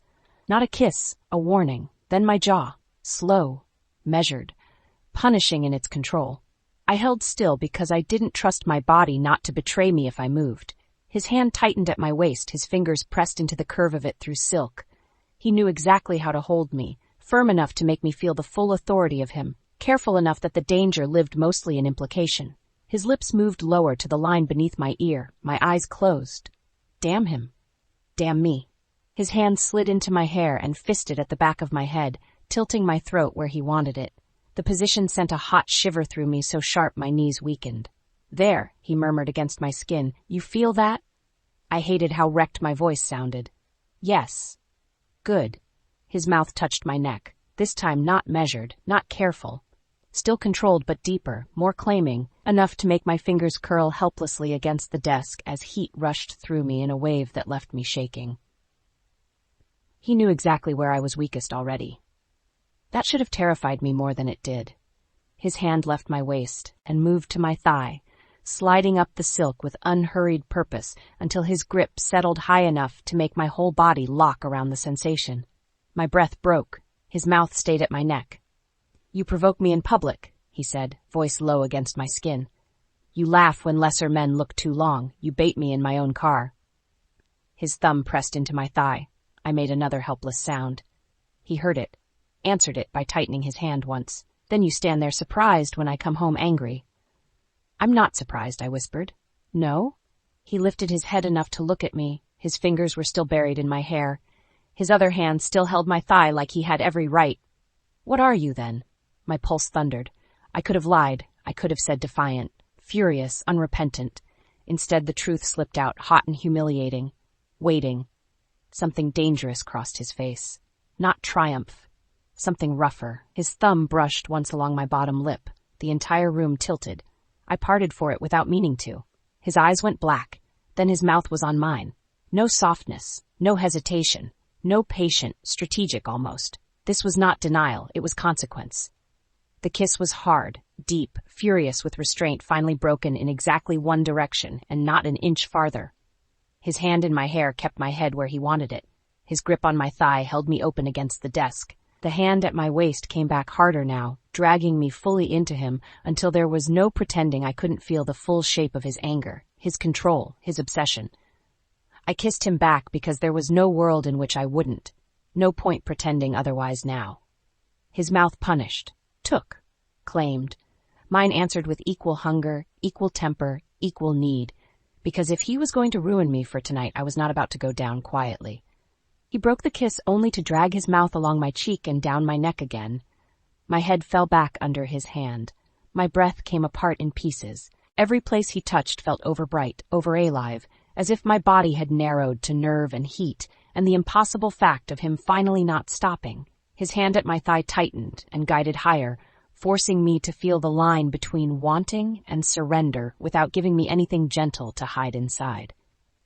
This, he said against my throat, is what happens when you forget yourself. I was too far gone to be properly offended. Maybe, I breathed. I remember myself just fine. A harsh sound left him, almost a laugh, almost something darker. Viziata. Spoiled brat.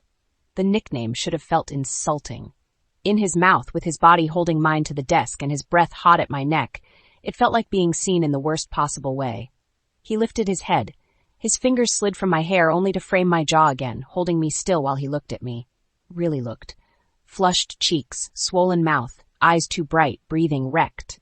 His thumb moved once over my lower lip. Then he kissed me again, slower this time, but no less intense. The anger was still there, but transformed now, less sharp, more consuming. Not a loss of control. A choice to use it fully. His hand at my waist spread over my back and pulled me off balance just enough that I had to cling to him or fall. My hands found his shoulders, then his chest, then the back of his neck. The rigid line of him under my palms made another pulse of heat rush through me. I felt him exhale against my mouth. Felt the shift in him. The point where punishment and desire stopped pretending to be separate things. It broke me a little, or maybe revealed the broken place that had always been there. When the kiss finally ended, I was trembling. Not dainty trembling, not performance. Real. He saw that too. Of course he did. For one suspended second, I expected another cutting remark, another lesson, another reminder that he was the one deciding how far this went. Instead, he lifted me. Just enough to sit me on the edge of the fake desk. The movement was efficient, controlled, intimate in a way that made my chest ache. He stepped between my knees and ran one hand slowly down my back. Once, twice, grounding. My breath stuttered and started trying to obey again. His forehead touched mine. I went still. The gesture was so unexpectedly quiet it almost undid me more than anything else. Breathe, he said. Just that. Low, rough, certain. I inhaled shakily. He kept his hand at the back of my neck, fingers slipping into my hair again, but gentler now. His other hand moved between my shoulder blades in slow, steady passes that made the room stop spinning. There it was. Aftercare. Not sweet. Not tender in the ordinary sense, but real. Dangerous men did not become safe when they cared. They simply handled you like something breakable without admitting they'd noticed the cracks. I rested my forehead against his shoulder because suddenly holding myself upright felt optional and I was too shaken to care about pride.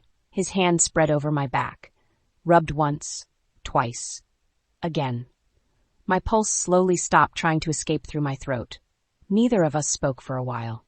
The city glowed outside the windows. Somewhere far below, traffic moved and lives continued and wars arranged themselves for tomorrow. In here, inside Alessandro's dark private room, time had narrowed to breath and the hard line of his chest under my cheek and the humiliating comfort of being held by the man who had just used my own defiance against me. At last I said, voice muffled against him, I still think the politician liked me. I felt the laugh in his chest before I heard it. Small, rough, almost disbelieving. His hand slid up into my hair and tightened lightly. You are impossible. Yes. Another pause. Then his mouth brushed my temple. Barely there. So light I might have imagined it if not for the way his hand stayed on my back afterward. Punishment and desire had blurred tonight. Something else had broken too. Not the whole war between us, not the danger, but the line that let either of us pretend this was only about control anymore. And that was worse. Much, much worse. Because as I sat on his desk with my pulse slowly evening out under his hand, one terrible truth settled in my bones with the certainty of a vow. I was no longer provoking Alessandro, just to prove I could survive him. I was provoking him because some ruined part of me had started needing the moment after. The one where his anger turned into possession, and his possession turned into breath against my hair, and his voice went rough as he told me to breathe like he had no intention of letting me fall. Chapter 5. The morning after Alessandro finally stopped denying himself enough to make a point, he acted like nothing had happened.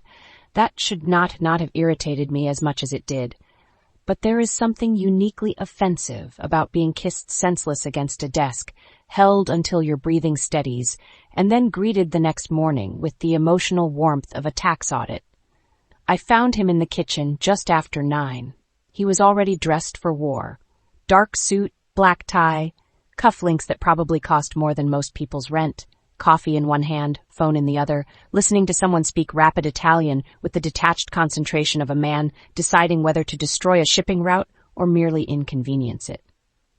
His gaze flicked up when I entered. Paused. Lowered. No visible reaction. I instantly wanted to set something on fire. I walked past him in a silk robe the color of ivory sin, poured my own coffee, and leaned against the counter like I hadn't spent half the night replaying the sound of his voice in my ear telling me to breathe. He ended the call. Where are your breakfast clothes? I turned slowly, cup in hand. I'm sorry? He looked me over again, that flat, dark gaze moving with clinical precision from the loose robe to my bare legs to the mark near my collarbone I had absolutely noticed in the mirror and absolutely chosen not to cover. This, he said, is not breakfast. I smiled. No, this is a robe. You know what I mean. Do I? I took a slow sip. I'm still learning the household dress code. Yesterday I was too provocative for dinner. Today I'm too indecent for coffee. At this rate, I'll need a legal chart. His mouth hardened. Good. Mine. I set the cup down and drifted closer, enjoying the fraction of stillness that entered him with every step. Or is the problem not the robe, I asked softly, but the fact that you remember taking it off me? That did it. Not enough to make him lose control. but enough, a visible tightening in the line of his jaw, a new darkness in his eyes. The satisfaction that rushed through me was immediate and childish and glorious. Careful, Viziata. Spoiled brat. The nickname hit low and warm in exactly the wrong way. I made my smile sweeter. You keep saying that like it's criticism. His gaze dropped once to my mouth, rose again. That tiny glance alone was enough to make heat flash through me. I hated how fast my body had learned him. Before he could answer, Mara entered with a tablet in one hand and a face arranged into the perfect expression of someone who had already decided not to notice anything. The car for 11 has been confirmed. Vittorio moved the midtown lunch to 1:30. The tailor is waiting for final approval on Signora Viscaro's evening options. I turned. My evening options? Mara nodded. For tonight's charity reception. I blinked. I'm going out? Alessandro answered before Mara could. You're attending with me. I tried not to look too pleased. Failed, probably. Publicly? He set down his espresso. You are my wife. Hiding you suggests weakness. Or taste. His eyes narrowed. I smiled brighter. Mara went on as if the room were not a nest of live wires. There are 3 gowns prepared. I'll choose my own. The options were selected from your preferred designers, she said evenly. By whom? By me, Alessandro said. I stared at him. He stared back. Somewhere in the silence, Mara became wise enough to disappear. When we were alone again, I folded my arms. You selected my gowns. I approved them. That is worse. They are appropriate. I laughed once. For a wife or for a hostage with jewelry? His expression didn't change. That should have warned me. Instead, I pushed harder because apparently I had learned nothing from the last week except how addictive it was to find his edges. I suppose next you'll be assigning my lipstick by threat level? If necessary. I actually laughed then. He did not. God, he was impossible. And that meant I wanted to ruin his day a little. By noon, I had already decided how. The house rule I chose to break was a simple one. No East Corridor access without clearance. I chose it because he had specifically mentioned it, which, to me, was less an instruction and more an engraved invitation wrapped in arrogance. The second Mara left me alone with the tailor's selections. I changed into a fitted black dress that would annoy Alessandro for at least 4 separate reasons, put on heels sharp enough to kill a weaker man, and slipped out toward the restricted side of the floor like an heiress stalking her own execution. The East Corridor looked innocuous enough, quiet, elegant, lined with art no doubt bought through 3 shell companies and 1 threat. It ended in a matte black security door beside a discreet elevator panel I had not been allowed to use. Naturally, I wanted it at once. I had almost convinced myself I could guess the code based on one of Alessandro's shipping dates when a voice behind me said, "You continue to justify every terrible opinion I've ever formed about you." I closed my eyes, slowly, then turned. Alessandro stood at the far end of the corridor, jacket off, tie loosened, phone in one hand, disappointment and dark amusement mixing in his face in a way that made him look even more dangerous than anger usually did. I lifted my chin. I was taking a walk, in heels, toward a secured access point while looking guilty. I always look guilty. It's one of my best features. His mouth almost moved. Almost. There. Again. That private almost laugh he seemed determined to ration like blood in a war zone. He walked toward me. Not fast. Never fast. My pulse climbed anyway. I put one hand behind my back and subtly tapped a random number into the keypad, just to make him more annoyed. The panel flashed red. A soft alarm chirped. I smiled innocently. Alessandro stopped in front of me and looked at the keypad, then at my face.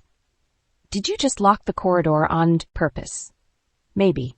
He exhaled through his nose. It should not have been sexy. It was. Piccola peste. Little trouble. The words slid over my skin like a hand. I hated the effect they had.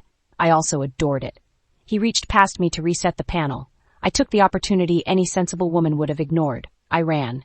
Not out of fear, out of principle. I shot back down the corridor, laughing under my breath, heels clicking wildly against polished floor while every survival instinct in my body acknowledged this was a very stupid form of entertainment, and every spoiled, impulsive inch of me answered, yes, but it's excellent.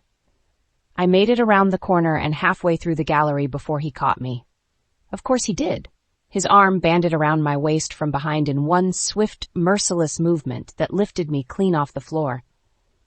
I gasped. then laughed again, louder this time, because the sheer inevitability of it was too ridiculous not to. Put me down! No, you cannot keep carrying me places like an angry billionaire caveman. Watch me. I twisted enough to look at him over my shoulder. This is abuse of marriage privileges. This, he said, hauling me more securely against him as he kept walking, is the consequence of acting like an unsupervised disaster. I kicked one heel uselessly in the air. You enjoy this. His hand on my waist tightened. A fraction. More than I should. The admission hit like a spark to dry tinder. I went still too fast. He felt that. Of course he did. And now both of us had to live with the fact that he had said it aloud. He carried me back through the main living space while two guards looked determinedly at the far wall, and Mara kept reading from her tablet as if wives being abducted over their husbands' shoulders was covered in staff training. Alessandro deposited me onto a low sofa in the sitting room and stood over me.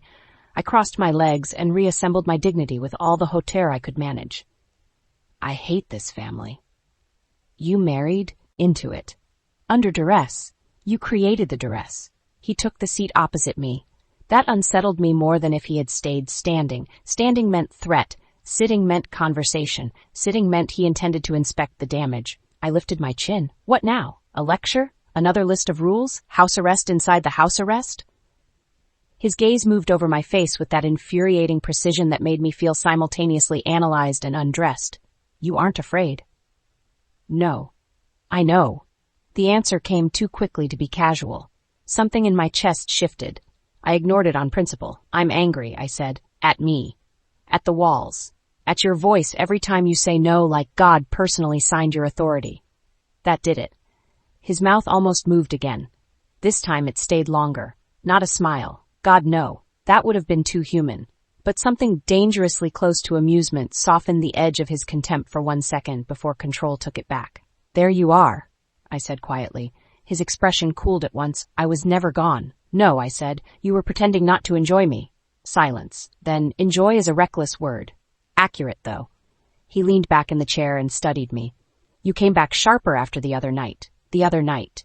Not naming it was somehow worse than naming it. I folded my arms tighter. You seemed disappointed. No. His gaze dropped once to the marks I had deliberately left barely hidden at the edge of my neckline. Interested. The word landed low and hot. My body betrayed me instantly. I hated it. He noticed. He always noticed. So I attacked first. You're impossible when you get like this. Like what? Like you're seeing something you didn't expect and now you want to punish it before it becomes inconvenient. His eyes darkened. A hit. Good, because I was right. That was exactly what this felt like. He had expected softness after the desk.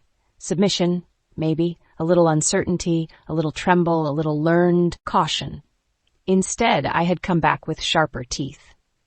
And now he didn't quite know whether that annoyed him or fascinated him. He rose from the chair and crossed to the bar. I watched the easy line of his body, the lethal grace, the quiet economy of a man who had never once rushed because the world had spent too long teaching him it would wait. He poured water, not whiskey. That irritated me for no good reason. When he handed me the glass, his fingers brushed mine. A small contact, a deliberate one. Heat pulsed up my arm like something embarrassed to be alive. You defy a rule, he said, then run when you're caught. I was adding variety to your day. You locked a security panel. That was an accident. His brow lifted. I smiled. The traitorous almost laugh touched his mouth again, then vanished. There it is, I whispered. What? That thing you do. I set the water down untouched. The part where you're secretly amused and furious that I noticed. He stared at me for a long second. Then he said very quietly, do not confuse my interest with leniency. I looked up at him. I'm not. And that was the truth. That was what made this so dangerous. I did not think Alessandro was going soft. I thought he was changing shape around me, which was worse. Because a hard man who softened could be dismissed. A hard man who grew interested became unpredictable. He crouched in front of me then, not kneeling, never that, but low enough that our eyes met level, low enough that the air changed. My pulse stumbled.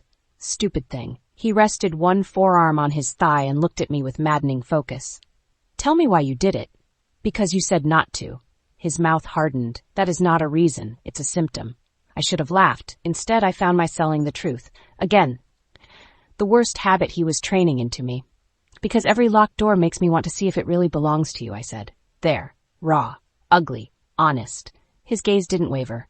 And if it does, I swallowed. Then I want to know whether you'll stop me yourself.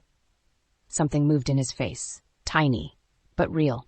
Not softness. Recognition. I had said too much. He knew it. I knew it. And now it sat between us, breathing. His hand came up. I held still as his knuckles brushed lightly along my jaw. Not a grip. Not punishment. Just enough contact to make my entire body sharpen around it. Viziata, he murmured. The word was quieter this time. Not mockery. Almost wonder. I hated how much that wrecked me. His thumb touched the corner of my mouth, barely there. You keep testing things you don't understand. My breath caught. Then explain them better. His gaze dropped to my mouth, lifted again. Not touching yet, felt crueler now than touching. He straightened abruptly and stepped back before I could decide whether to hate him or beg him not to. The loss of proximity hit hard. He knew that too, because of course he did. Get changed, he said. The charity reception starts in 2 hours. I stared. That's it? His jaw flexed once. Did you want applause for attempted trespassing? I wanted you to finish a conversation without using a rule as a shield. The words slipped out before I could stop them. His eyes turned black, one wrong step, always one. He moved toward me again, slow, controlled, the exact pace he used when he meant for me to feel every second of the approach. I stood because staying seated suddenly felt too vulnerable. He stopped directly in front of me, close enough to blot out the room, close enough that the scent of him, clean soap, dark wool, expensive danger, wrapped around the edges of my thoughts. I do not use rules as shields, he said softly. No? No. His hand caught my waist, firm and hot through the dress. I use them because if I touched you every time you made that look at me, we would never leave this room. My breath left me, completely. He saw the exact second that confession landed. God, he saw everything. The hand at my waist tightened once before he released me, just enough to leave a ghost of pressure behind. Get changed, Piccola Pest. Then he walked away. I stood there like an idiot long after he left the room, pulse wrecked, pride in pieces, body traitorous and awake and furious at all of it. By the time Mara arrived with the evening gowns, I was in no mood to be civilized. She held up a deep blue silk dress. No. A black one with a low back. No. A dark emerald gown with long sleeves and a slit so elegant it looked almost innocent until you moved. I narrowed my eyes. He chose that one. Yes, I hate him. I know. I looked at her sharply. For the first time, Mara's mouth curved, barely. He has been impossible all afternoon, she said. A strange, vicious pleasure bloomed in me. Good. She set the emerald gown on the bed. That would appear to be your influence. I smiled despite myself. By the time I was dressed, painted, jeweled, and ready to descend with the devil into another room full of people who would look at my ring before they looked at my face, the earlier edge had changed shape. I was still angry. Still angry. Still caged. Still determined to break at least one of his internal organs with sheer provocation before the week ended. But underneath it was something worse. Something warmer. Because now I knew Alessandro wasn't only punishing me anymore. He was watching me. Interested in me. Amused in private even when he refused to be in public. An obsession fed on attention faster than anything else. When I entered the main living area, he turned, looked at me. Stopped. That pause was mine, purely mine. His eyes moved slowly over the emerald silk, the slit, the sleeves, the line of my throat, the earrings, my mouth. When his gaze came back to my face, it had gone darker. Not anger, not exactly, a more dangerous register. Turn around, he said. I blinked. What? He held my gaze. Turn around. I should have refused. Naturally, I obeyed, not because I'm weak, because curiosity will kill me long before any enemy does. I turned once, slowly. When I faced him again, he stepped forward, reached out, and adjusted one strap at my shoulder with maddening precision. His fingers lingered 1 second longer than necessary, then fell away. Acceptable, he said. I stared at him. You are the worst husband in Manhattan. And yet, he said, taking my wrap from the chair and draping it over my arms himself, you continue getting dressed for me. The breath I lost this time felt humiliatingly final. He offered his hand. I looked at it, then at him, then placed mine in it anyway. Because whatever war we were fighting now, whatever line we had crossed and refused to uncross, one truth had become impossible to ignore. His obsession was deepening, precisely because I still fought him. And mine was becoming something far more dangerous than rebellion. Chapter 7. By the time we arrived at the reception, I was already in the mood to do damage. That was Alessandro's fault.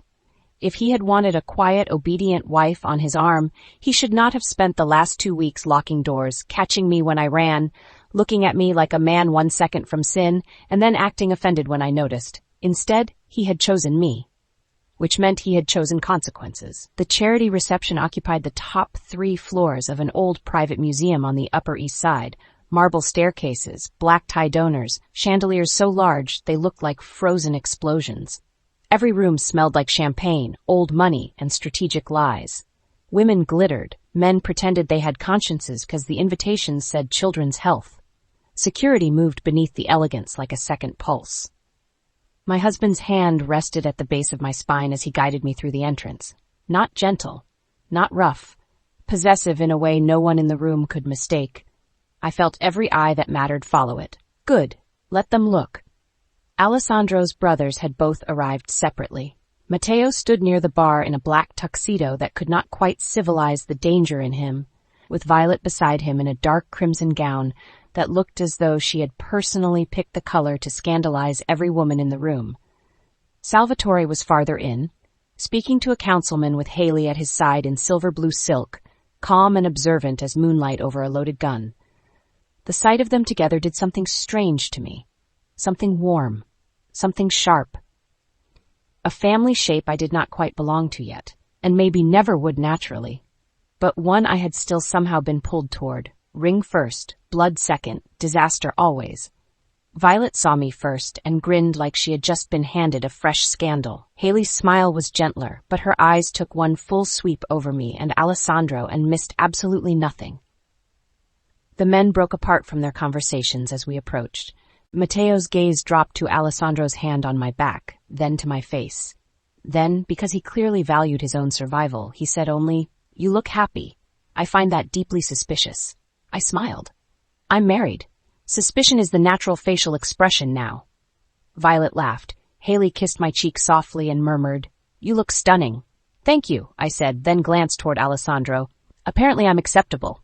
Violet's brows shot up. Matteo covered a laugh with his drink. Haley, to her eternal credit, bit the inside of her cheek and looked away before she could betray herself. Alessandro's hand pressed once at my back. A warning. Private. Clear. I looked up at him sweetly. "What?" His gaze dropped to my mouth. Stayed. Rose again. There it was. The thing between us now. Not merely anger. Not merely control. The dark, humiliating, addictive awareness of a man trying not to behave exactly as badly as his instincts wanted. He leaned down just enough that only I could hear him. "Don't start." I smiled brighter. "That suggests I already have." Matteo laughed openly this time. Salvatore's mouth moved in what on him passed for amusement. "She does that on purpose, doesn't she?" Alessandro did not answer. He didn't need to. Violet slipped her arm through mine. "Come with me before they turn this into a testosterone summit over imported whiskey and mutual emotional constipation." Thus, I let her steal me because part of surviving a man like Alessandro was knowing exactly when to leave him wanting the next word. Also because I liked Violet instantly. There was something delightfully destructive about her. As we moved away, I felt Alessandro's gaze on my back like a living thing. Good. Let him look. The women's side of the room felt different. Softer at first glance, deadlier on closer inspection. A row of socialites near the donor wall smiled with lacquered precision and spoke in the kind of tones that could flay skin while complimenting your dress. Haley drifted beside us, like controlled water. Violet, on the other hand, moved like fire in excellent heels. "So," Violet said, taking a glass from a passing tray and handing it to me, "how bad is he?" I blinked. "Which one?" She grinned. "The one looking at you like he wants to either drag you out of here or lock the room." Haley made a soft sound that might have been a laugh. "That narrows it down more than you'd think." I took the champagne. "He's impossible." Violet's eyes sparkled. "That bad?" "That controlled," I said. Haley's gaze drifted over my shoulder toward the men across the room. "Those two are almost the same thing. Not in this family, Violet muttered. In this family, impossible usually comes with bodyguards and an opinion about your hemline. That does feel familiar, I admitted. Violet looked at me more closely then, her expression sharpening beneath the humor. You okay? The question landed in a part of me that was less armored than I liked. I took a slow sip to buy time. Ask me after the war, she nodded once. No pity. Thank God. Haley touched my wrist lightly. Then until after the war, we'll settle for you not being alone with it. Something in my throat tightened unexpectedly. I swallowed it back down with champagne and sarcasm. You two are entirely too good for this bloodline. Violet lifted one shoulder. We know. The easy warmth of them should have soothed me. Instead, it made me too aware of the eyes on us from the other side of the room. Men's eyes. Not Alessandro's. Worse. A trio near the sculpture hall had been looking over more than once. One older donor with practiced charm, one slick young financier type, and one dark-haired man in a midnight suit whose stare was quieter and far more deliberate. I noticed because women like me always notice. You have to. You learn early the difference between admiration, calculation, and appetite. The first is boring. The second useful. The third dangerous, especially when you belong publicly to a man like Alessandro. The dark-haired man's gaze held mine a fraction too long before he lifted his glass in a gesture that was not quite respectful enough. I smiled, faintly anyway. Not invitation, acknowledgement. Sometimes I am incapable of helping myself. Violet noticed at once. Oh, you wicked thing. Haley followed the direction of my glance and sighed softly. That seems unwise. It was a look, I said. Violet grinned. A look is how wars start in rooms like this. Then the room should strengthen its walls. The dark-haired man moved our way 10 minutes later. Of course he did. Alessandro was across the gallery with Matteo and Salvatore, speaking to two men from what looked like shipping council. He had his back half turned. I knew he would still notice. That was probably why I stayed where I was.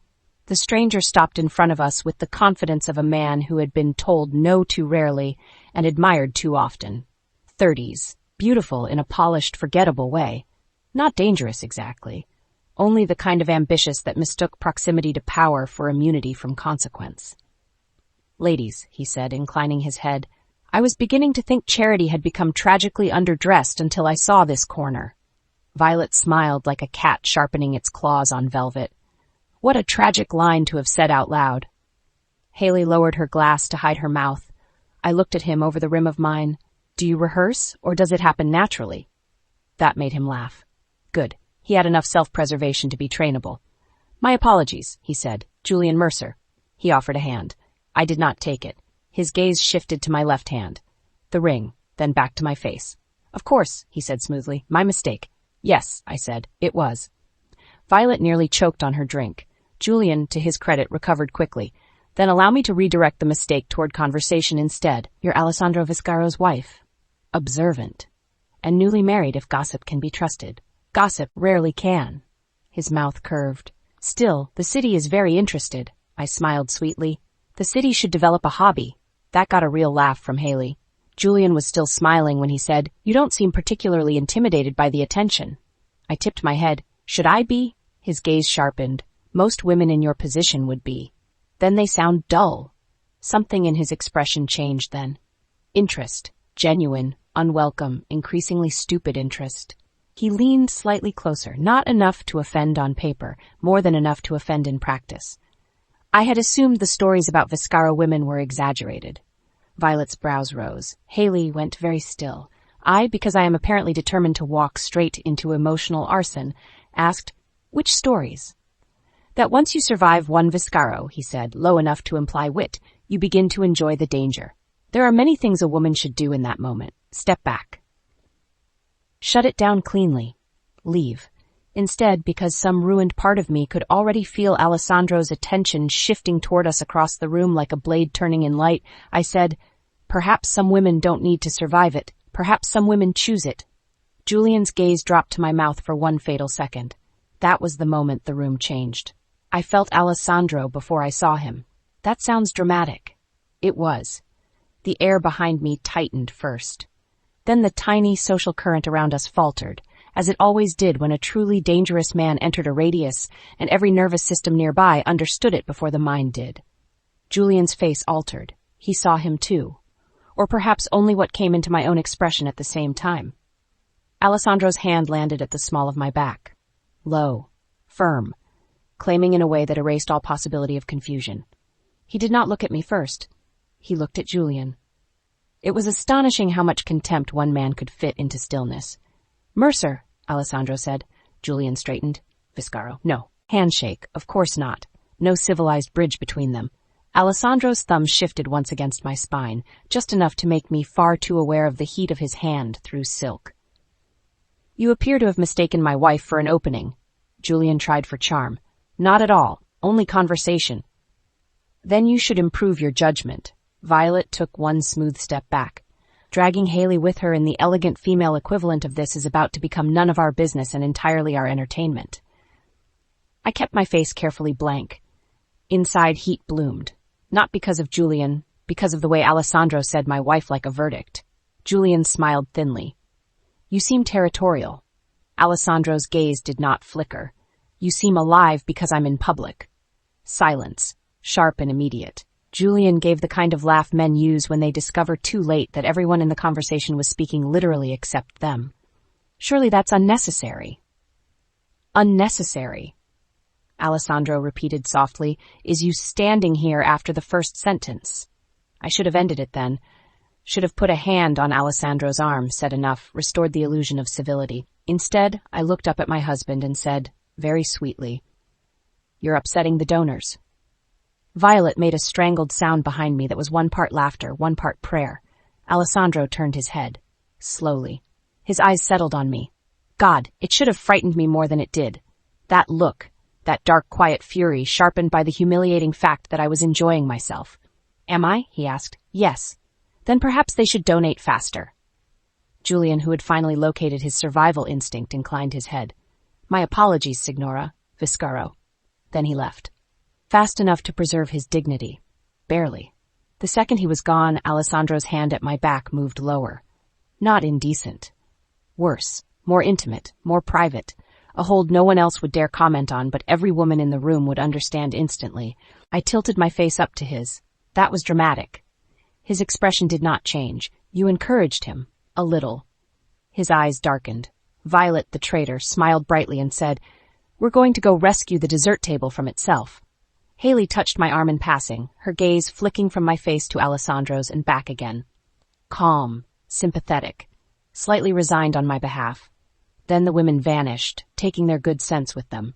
Alessandro guided me toward a darker side gallery off the main hall. Not yanked, not dragged, guided.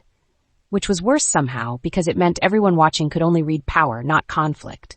We stopped in a shadowed corridor lined with portraits and dead aristocrats who had probably also mistaken obsession for legacy. The music from the main ballroom dulled here. The walls seemed closer. The air more private. I turned to face him. "Are you going to lecture me?" "No." "Threaten Julian?" "No." "Tell me not to smile at men in public?" His hand came up and caught my jaw. Not softly, just enough to turn my face where he wanted it and keep it there. My breath stalled. "That depends," he said quietly. "Are you done behaving like you want to be noticed?" The answer was automatic. No. Something vicious and pleased flickered across his face, not because he approved, because I had stopped pretending. I smiled a little. "You hate that I enjoy this." He leaned closer, not touching, not yet.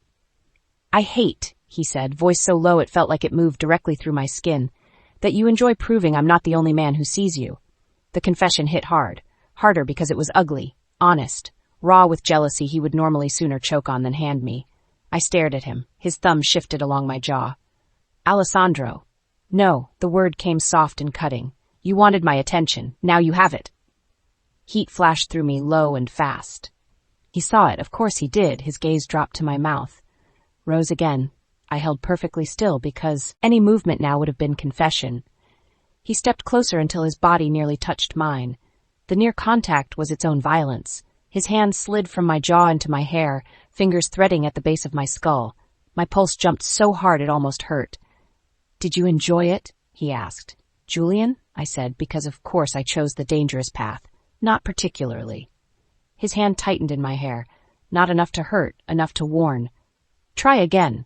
A tremor moved through me. I hated how much my body loved when he sounded like that, controlled to the edge of cruelty, jealousy sharpened into precision. "You know what I meant?" I whispered. "Yes." His mouth brushed my cheek. Just once, a threat disguised as contact. Then my jaw, slow, measured, the exact kind of almost that begun ruining my ability to think. I closed my eyes for a second. That was a mistake. Because his lips reached the place beneath my ear and paused, and my whole body turned traitor at once. Knees weak, breath shallow, heat low and immediate. He felt that. The hand in my hair tightened just enough to hold me still while his free hand settled at my waist, fingers spreading as if measuring how much of me he could control with one grip. "All night," he murmured against my skin.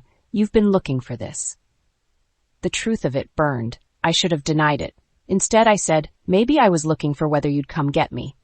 His head lifted. His eyes met mine from inches away, black, beautiful, furious in that terrifying quiet way that meant I had just reached something central.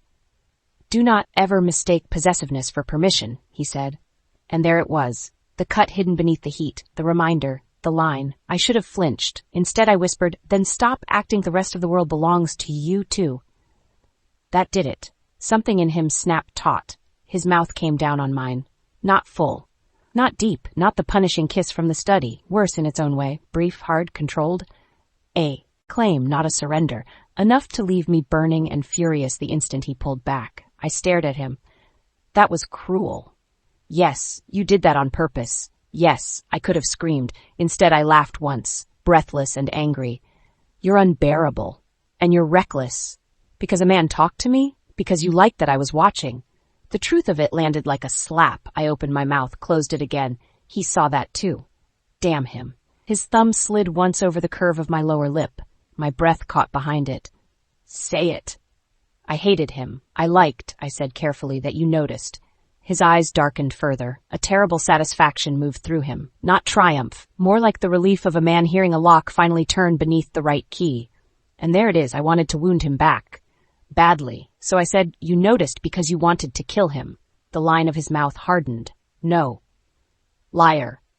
His hand left my waist and braced beside my head against the wall, trapping without quite trapping. My pulse leapt. "No," he repeated softly. I noticed because every man in that room suddenly became intolerable. The possessiveness in that sentence went through me like fire. I looked away first. Humiliating. He caught my chin and turned my face back. "No." There it was again. That command disguised as one word. That impossible authority he wore like skin. "You do not get to provoke this and then hide from it." I glared up at him. "I'm not hiding." "Then look at me." I did. Of course I did. And because this man apparently enjoyed finding the exact second my pride became its own form of surrender, he bent his head and brushed his mouth against my neck again. One slow press. No more. A tiny cruel mercy. Enough to make a helpless sound leave me. His fingers tightened at my waist. Then he stopped. Just like that. I nearly could have cried from frustration. My eyes flew open. "No." The word slipped out before dignity could stop it. His gaze met mine, dark and unreadable and far too aware. "No?" he asked. I hated how wrecked I sounded. "Don't." A dangerous stillness came over him then. Not the cold, strategic kind. Something more private. Something almost pained. His hand in my hair loosened. For one impossible second, I thought he might actually give in. Then footsteps sounded at the far end of the corridor. Male voices. Approaching. The moment changed instantly. Alessandro stepped back, all but erasing what had been on his face. His hand left my waist, my hair, my skin. The loss of contact hit hard enough to feel physical. Matteo rounded the corner first, then stopped dead. Salvatore appeared behind him, took one look at us, and went expressionless in the way only deeply entertained men can. Matteo stared between us, then at Alessandro, then at my mouth, then at Alessandro again. "Should I come back in 20 minutes, he asked mildly, "or after the homicide?" I straightened my dress with whatever dignity I could salvage. "Your brother is impossible." Matteo snorted. "Yes, we've met." Salvatore's gaze flicked once to Alessandro. "We need you. Now." Whatever lived in Alessandro's face closed at once, locked down, buried. By the time he turned toward them, he was all clean edges and lethal calm again. But I had seen enough jealousy, enough possessiveness, enough of that dark, ugly need he tried to discipline into silence and failed. He looked back at me once before stepping away. Only once. Yet it carried 1,000 things I could not safely name. Warning, possession, interruption, and that terrible unhidden truth beneath all of it. He was no longer just angry. He was possessive. Matteo the Menace paused on his way past and murmured under his breath, "Congratulations. You've made him worse." I smiled sweetly. That was always the plan. Then they were gone, taking their war with them.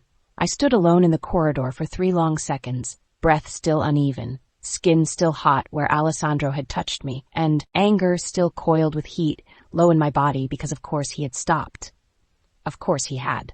Cruelly, deliberately. Again, I should have been furious at nothing but the denial. Instead, I was more furious at what it revealed. He had wanted to keep going. I knew it now. Not guessed, not hoped. Known. And that changed something.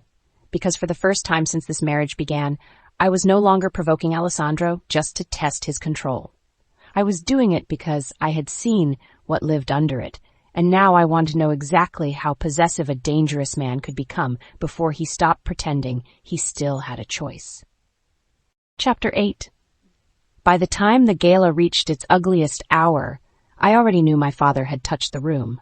Not because I saw him. Men like my father rarely arrive where the blood is meant to fall. They arrive in the architecture of it. In the changed seating chart. In the extra waiter near the west bar whose hands were too steady for service and too clean for real work. In the donor couple who left too early. In the second security sweep that somehow missed the one corridor it should have cared about. And in the particular feeling that had lived in my bones since childhood, whenever my father was about to turn elegance into a weapon. The reception had shifted after Alessandro left me in the portrait corridor. Not outwardly. The chandeliers still burned gold. Music still drifted under laughter. Waiters still moved in black and white with silver trays. But the room beneath the room had changed. I could feel it. Matteo and Salvatore could too. That was the first thing that made my pulse change.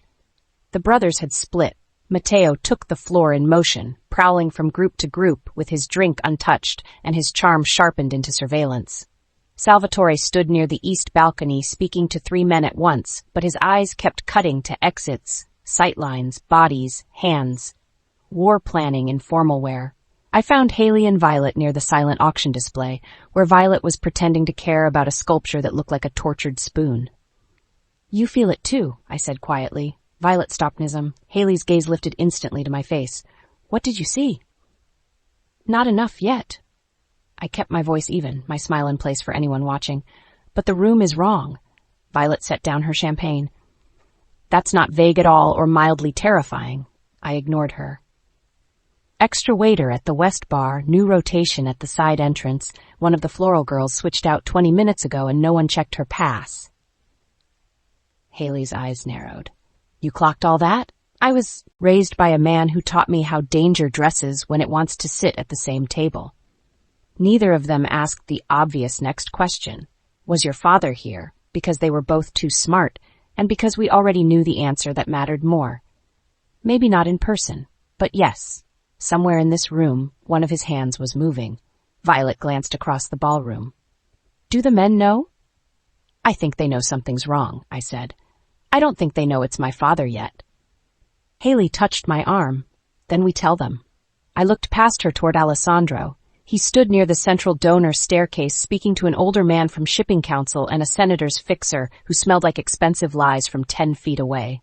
Black tuxedo. Expression cut from stone.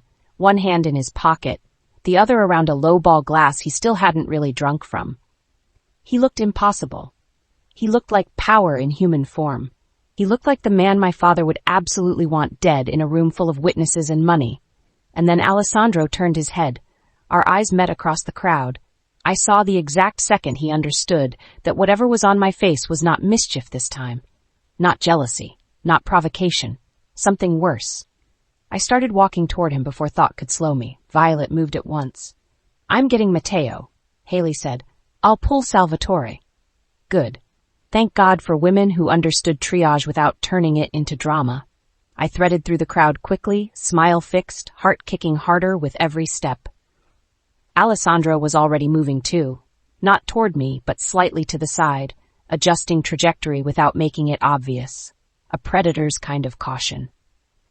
The room stayed elegant around him because everyone in it was too stupid or too rich to realize how close their evening had just drifted to death.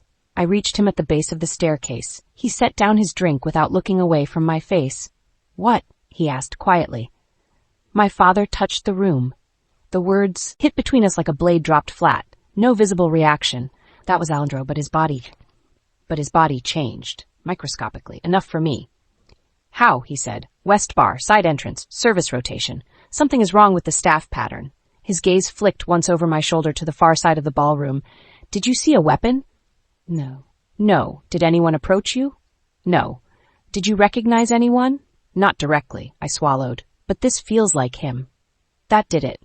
Not because he doubted me, because he didn't. His hand landed at my back at once. Firm, private, possessive. "Stay with me." I nearly laughed from the sheer uselessness of the instruction, as if I had any intention of doing anything else now.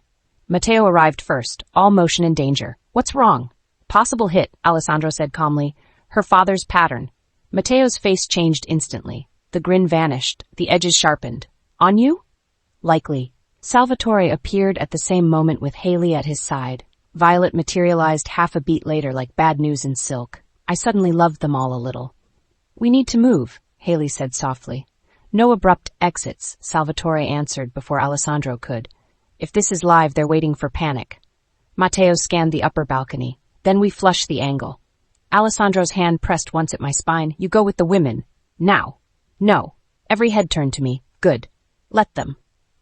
I looked up at him. "If my father sent someone, they are watching you, not me. If I move now with obvious protection, we confirm the target." His eyes went black. Dangerously so. "This is not a debate." "No," I said, pulse pounding now. "It's pattern recognition. He wants spectacle. He wants witnesses. He wants your death to happen under crystal and campaign donations." Matteo muttered something obscene in Italian. Salvatore's gaze sharpened on me. "She's right." That earned him a look from Alessandro that could have frozen blood. I pressed on because, if I stopped, I would start shaking. He always hides the blade inside the event. He'll wait until attention is divided. A speech, a toast, movement near the stairs or stage. Somewhere the room narrows visually. Violet looked toward the donor platform at the front of the hall. There. Of course, a charity address was about to begin. Podium, lights, everyone turned one direction. Elevated sightline from the mezzanine. Beautiful. I hated my father. Alessandro's fingers spread wider against my back. "You stay glued to me." "That," Matteo said, already moving, "I can live with." Salvatore peeled off immediately toward the upper stairs, phone in hand, two guards shifting with him like shadows. Matteo took the west bar angle. Violet and Haley moved toward the nearest side cluster, not retreating but positioning, drawing no attention and missing nothing. I stayed with Alessandro, because he told me to, because I wanted to, because some terrible pulsing thing in my chest had decided there was no version of tonight where I stepped away from him and called that safety. The announcer's voice rolled warm and oblivious through the ballroom, inviting patrons to turn their attention toward the donor stage for a special address on children's hospital funding. People applauded. Of course they did. The room reoriented, bodies shifted, heads turned, lights warmed at the front of the hall, and every instinct in me screamed now. Alessandro moved us not toward the exit, but slightly off-center, where he could see both the stage and the mezzanine reflection in the mirrored column beside it. Smart, brutal, controlled. He leaned down as though speaking intimately to his wife at a gala. "Tell me exactly what you see." I kept my smile in place. "Stage left waiter. New. Mezzanine rail. Man in navy. No drink. West bar contact missing. That senator's fixer just got nervous." Alessandro's gaze remained perfectly calm. "Anything else?" I looked once toward the floral installation near the lower staircase. A man stood half-hidden behind a towering arrangement of white orchids and black calla lilies. Black suit, clean line, too still, and then he shifted, only slightly, but enough for me to see the shape of the arm, the angle, the intent. My blood turned to ice.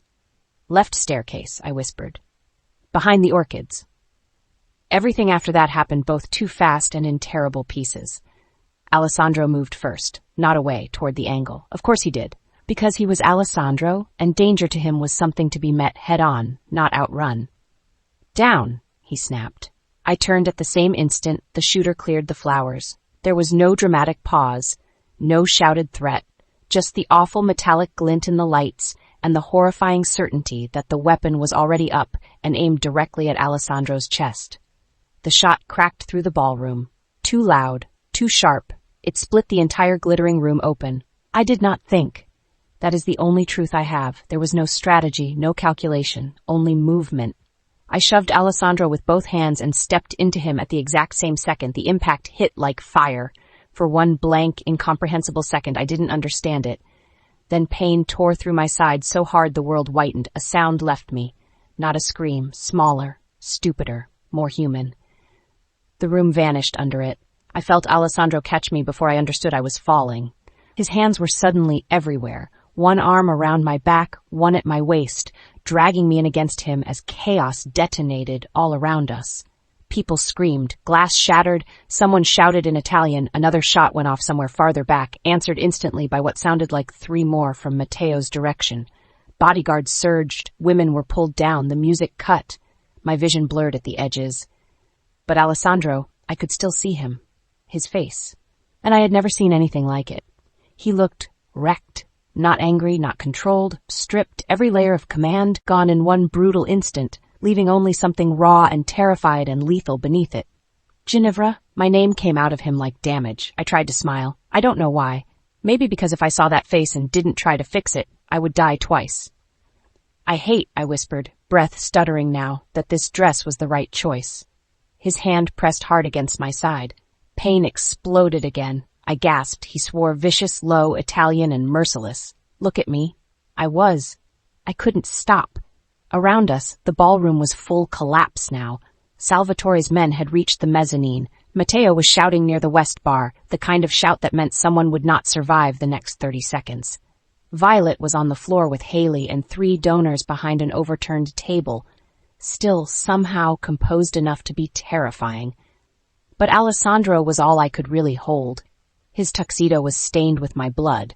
That seemed rude. I touched his wrist weakly. Don't let me die before I can be difficult about this. Something broke in his face.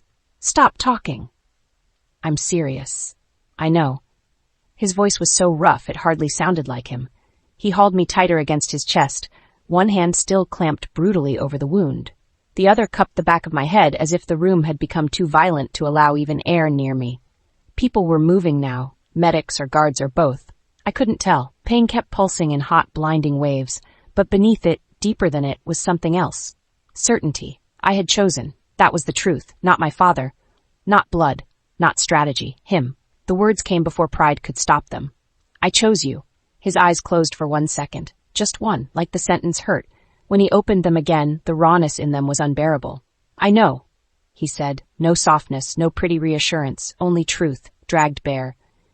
Another wave of pain ripped through me. I curled inward on instinct, but he wouldn't let me fold. His grip tightened, holding me upright against him, against the full hard line of his body, as if sheer force could keep me here. Good. Maybe it could. Voices crowded closer. Boss, she's hit. Ambulance is here. Shoot her down. Not the only one. Everything sounded farther away. Alessandro bent his head until his forehead touched mine. The gesture was almost violent in its intimacy. Breathe. There it was. That word again. The one he gave me only in moments where the room became too small for pride. I tried. My breath shook. He dragged in one of his own, as if demonstrating, as if I were something he could command into survival. Again. I breathed. Pain. Blood. Noise. His hand in my hair now, fingers tightening at my scalp, grounding me. Again. I obeyed. Because if Alessandro Viscaro told me to breathe while the world burned, some ruined part of me believed the world had to wait. They brought a stretcher. He did not let me go immediately. A medic said something sharp, urgent. Alessandro ignored him. Another said, Sir. I said, wait. No one argued the second time. Not really. He looked at me as if memorizing every line of my face in case the next minute stole it from him. I wanted to say something clever, something spoiled, something that would fix the expression on him because I could not stand being the reason that look existed. Instead, what came out was, don't let him win. His jaw clenched hard enough to cut stone. He won't. My father. I know who this is. The words were ice, not grief, not panic. War. Good, good. That was better. I could survive Alessandro in war mode. I didn't think I could survive the look in his eyes if he let himself feel all of this at once. They moved me then, carefully.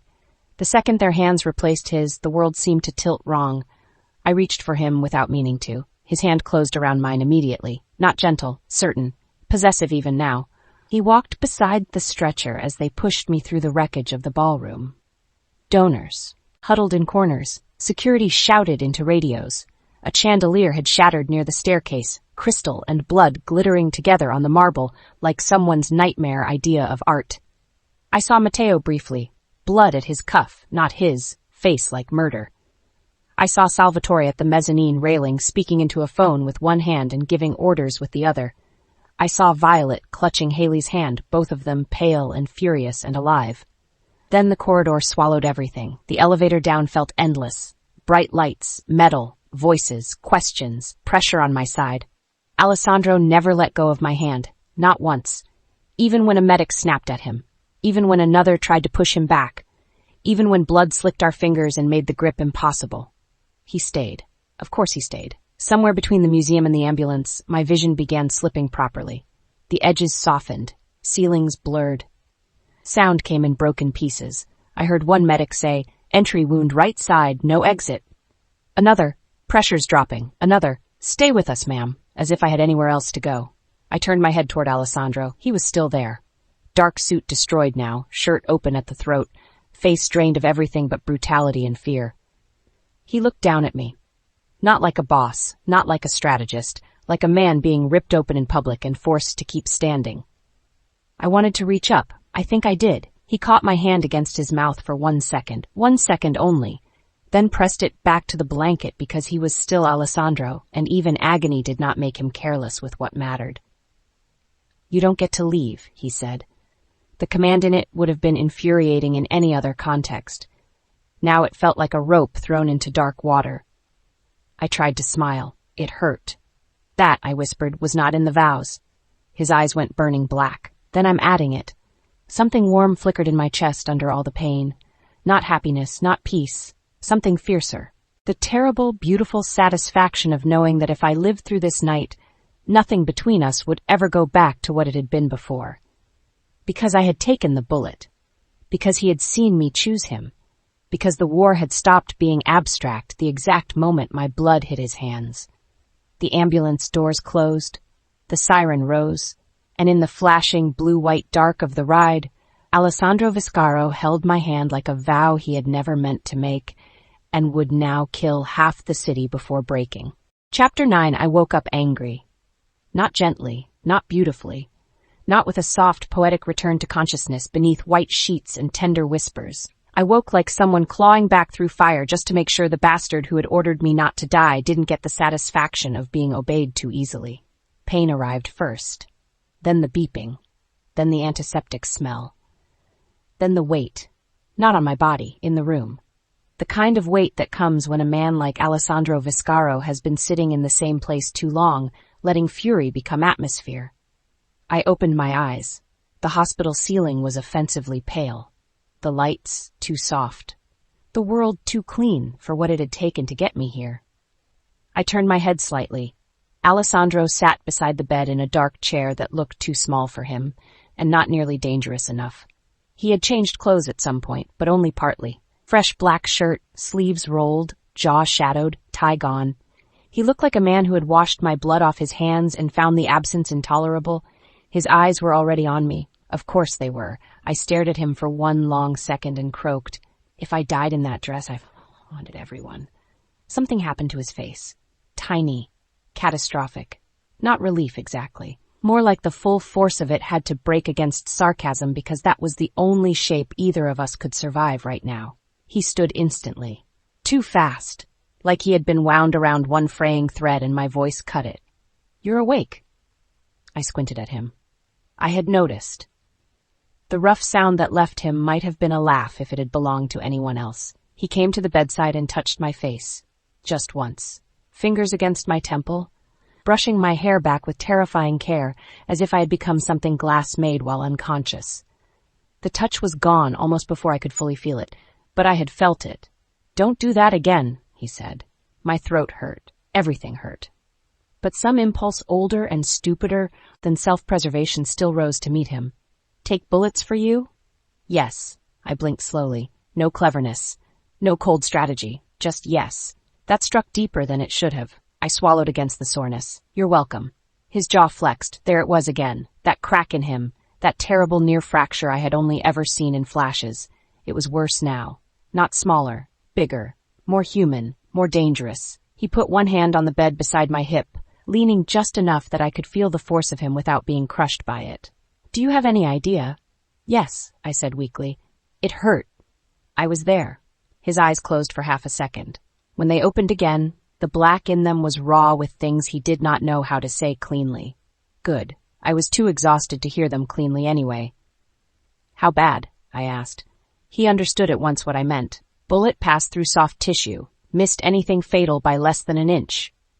His voice had gone flat in that terrifying way men like him use when emotion is being held underwater by force. "You lost blood. Surgery took under 2 hours. You were under observation all night." "How long?" "Since the gala? 19 hours. I stared at him. 19? You slept." "I was shot."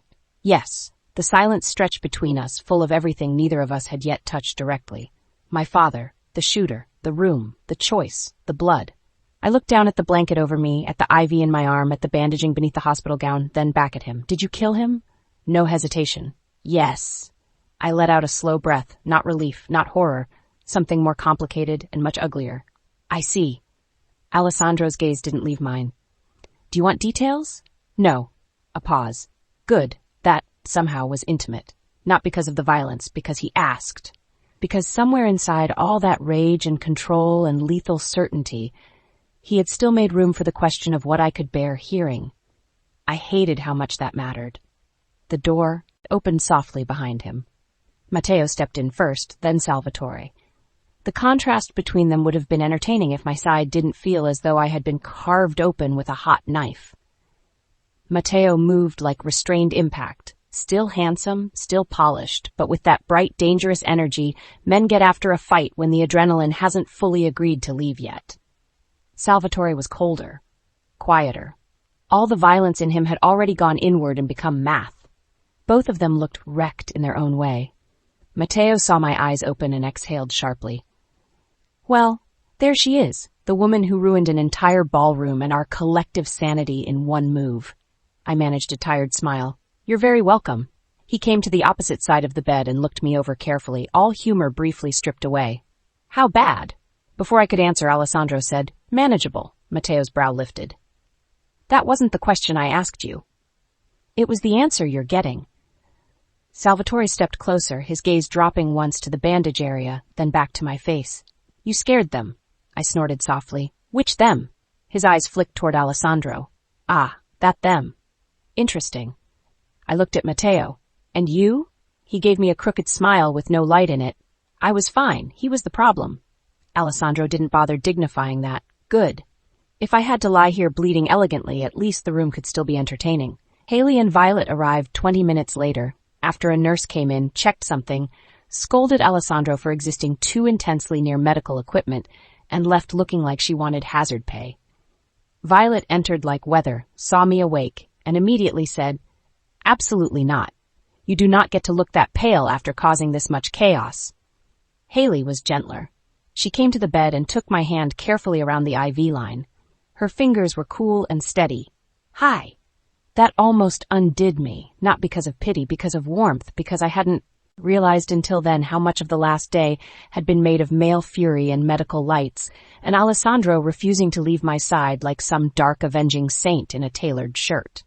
Violet kissed my forehead, then frowned at the monitor as if personally offended by its beeping.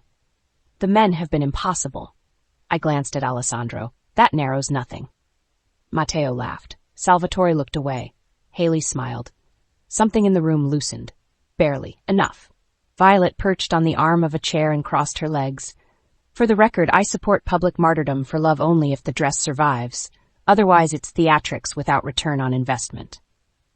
"I knew," I whispered, because talking still felt like dragging sandpaper over my throat. "You'd focus on the important part." "Always." Haley squeezed my hand lightly. Do you want to know what happened? I looked between her and Alessandro. He went very still. Interesting again. I said slowly, the version people tell me when they think I can survive hearing it. No one spoke for a moment. Then Salvatore answered.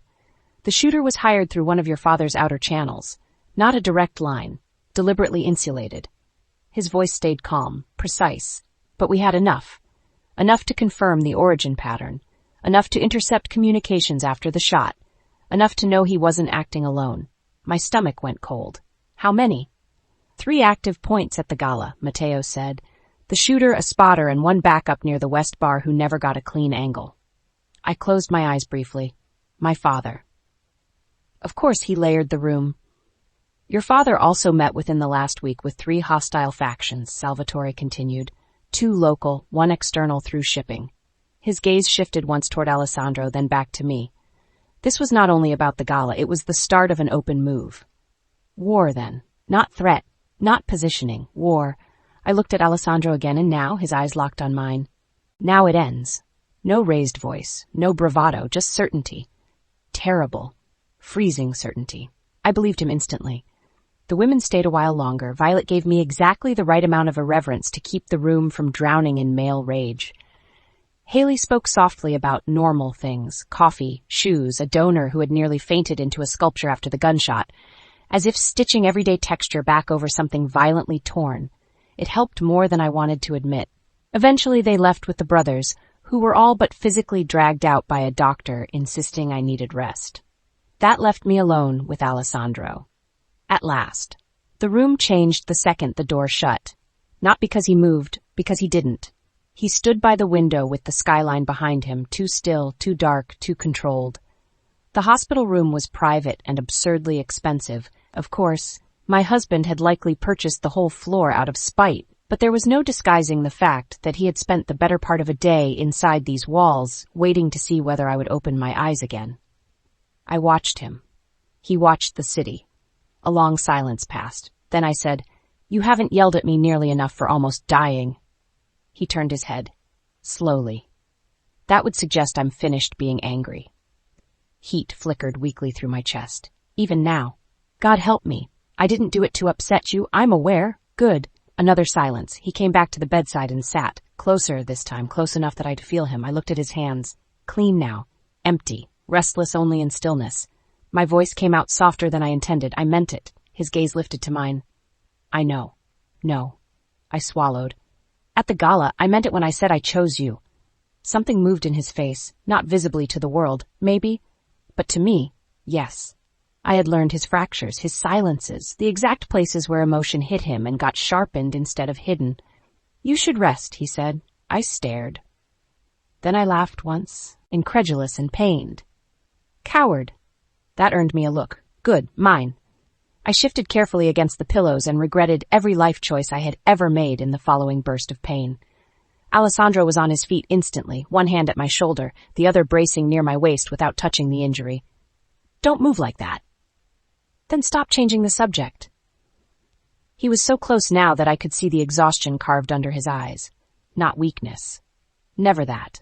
But the toll. The cost of holding himself this rigid for too long.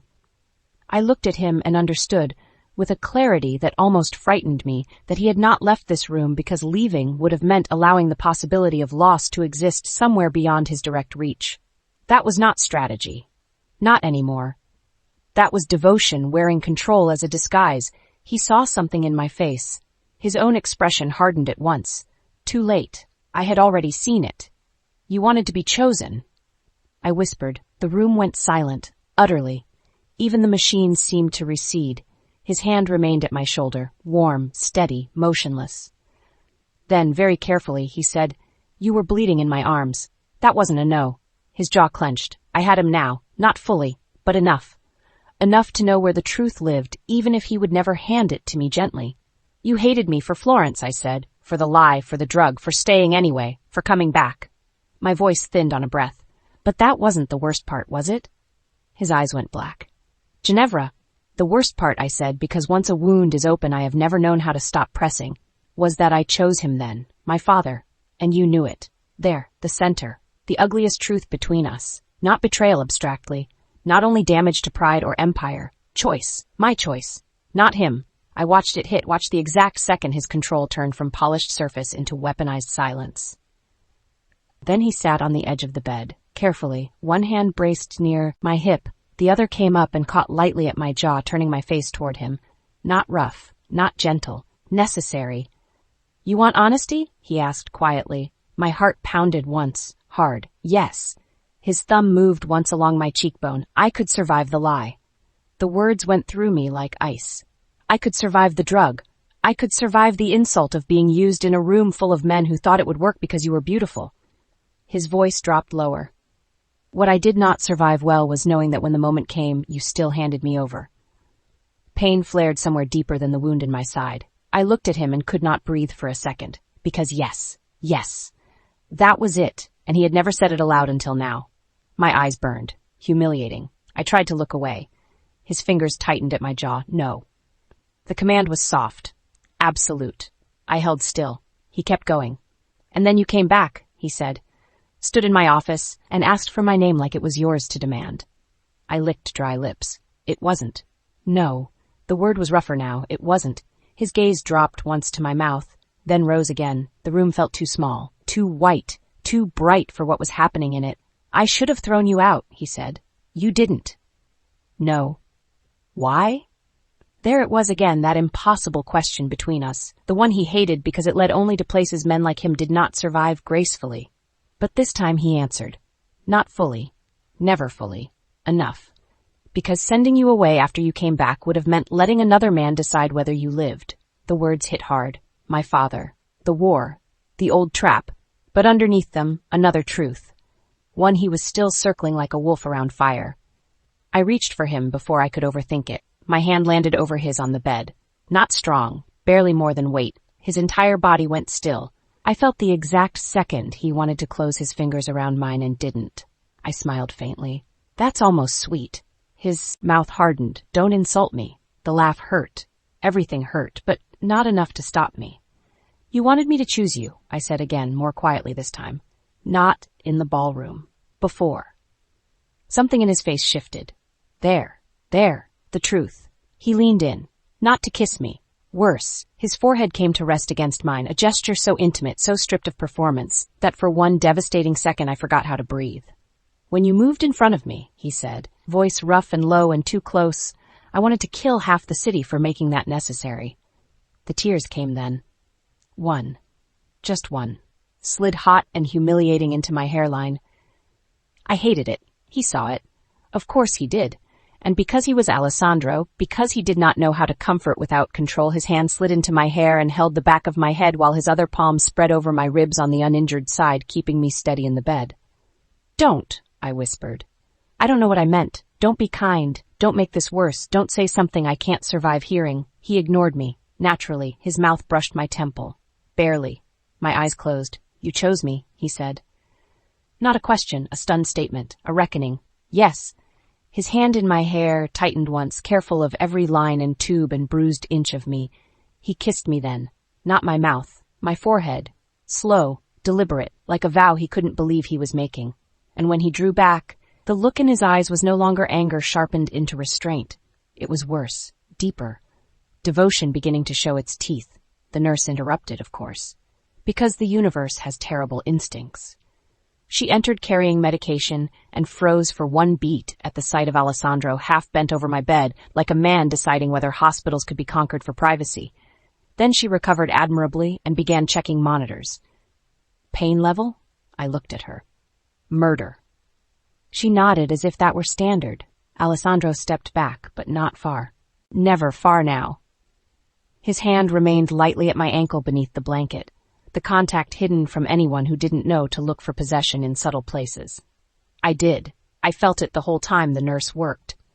Later, after the meds softened the edges of pain and dusk had turned the windows purple-blue, Alessandro climbed carefully into the chair beside the bed again and refused food, ignored 3 calls, and watched the city like it had personally offended him. I should have slept. Instead, I watched him watching the dark. At some point he noticed. He always did. What? I smiled weakly. You're terrible at pretending this is still punishment. His gaze came back to me. Held. And something in it nearly undid me all over again, because he wasn't punishing me now. Not really. Not at the center of it. Not anymore. He stood, came to the bed, and without asking, slid one arm behind my shoulders and one beneath my knees, careful of the wound, impossibly careful, and shifted me slightly higher against the pillows when I winced. The movement stole my breath, not from pain, from the care, from how wrong it looked on a man like him and how natural it felt anyway.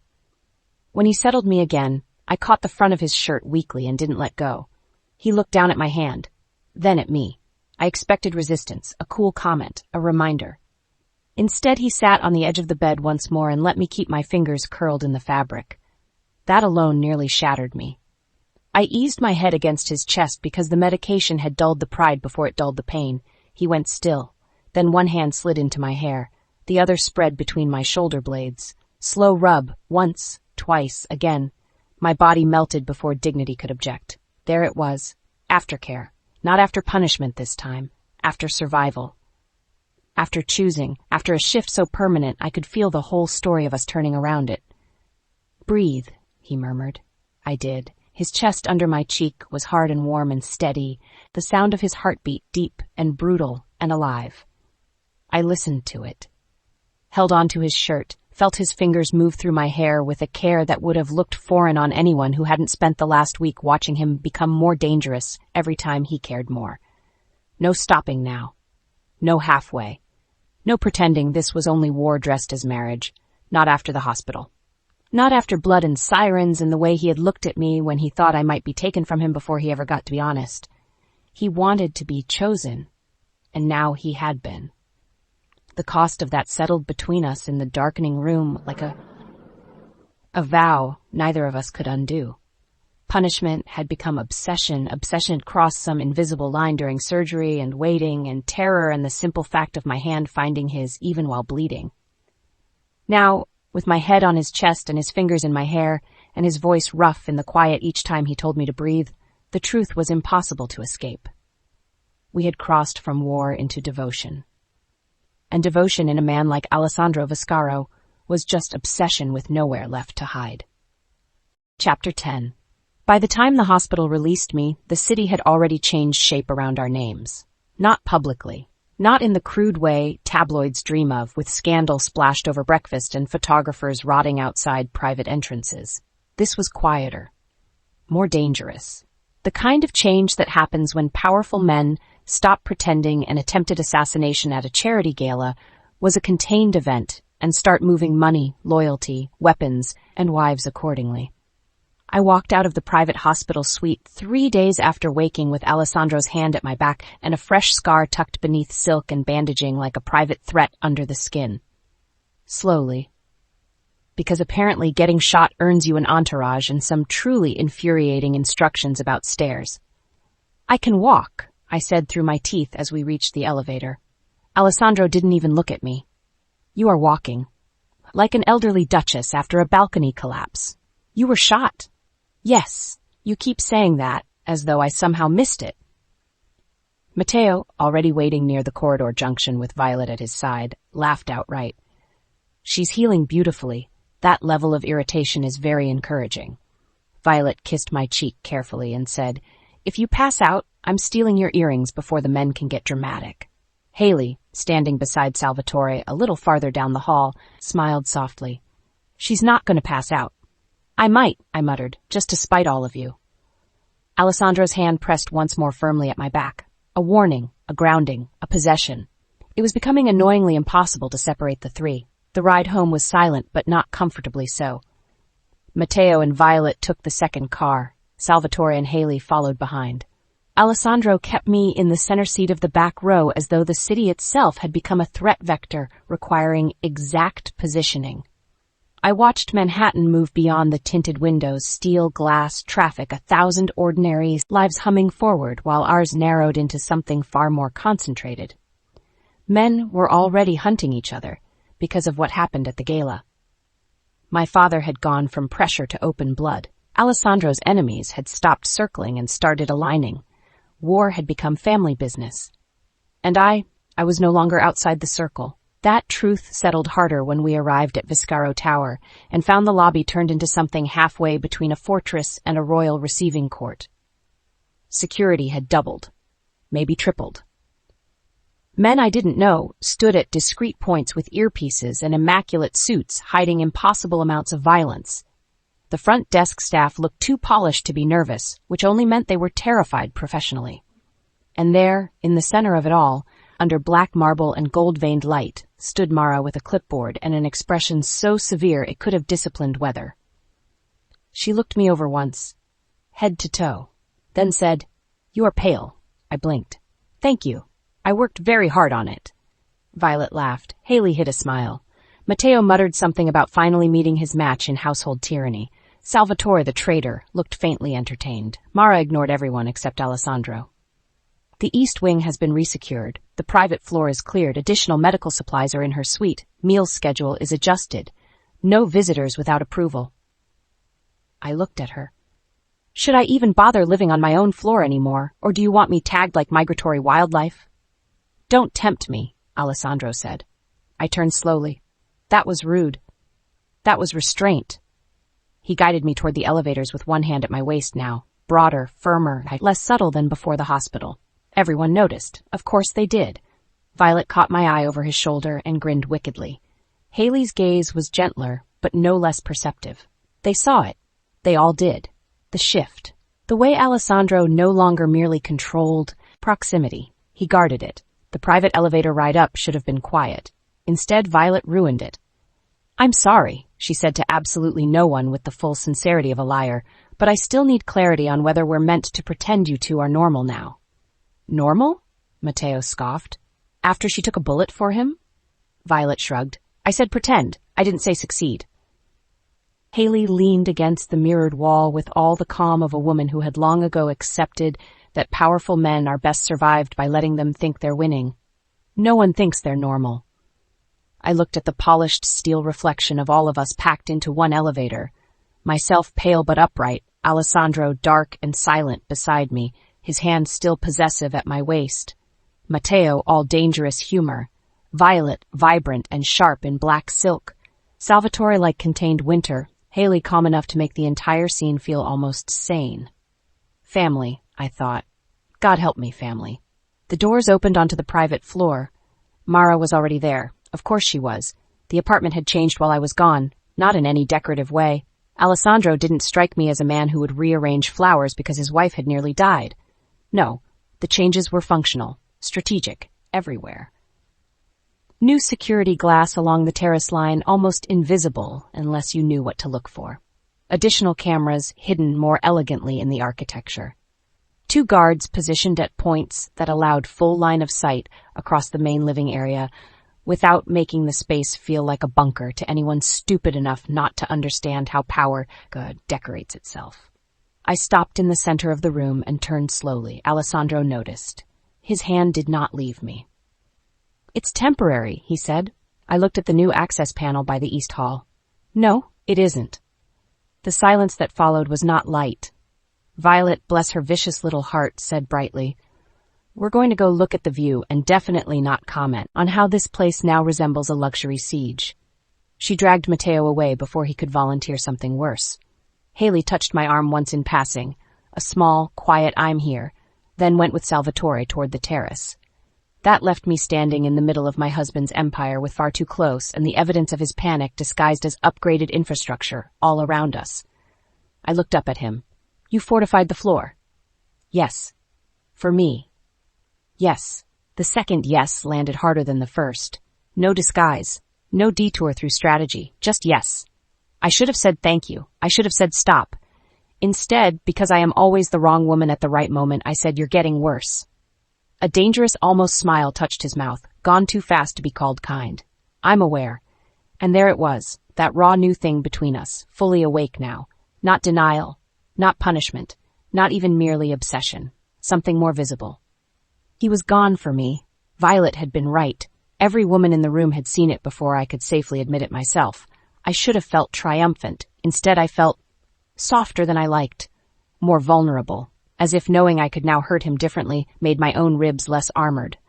Mara interrupted before the moment could deepen into something disastrous. The East Suite has been adjusted, I sighed. Adjusted how? Medical bed removed. Original bed retained.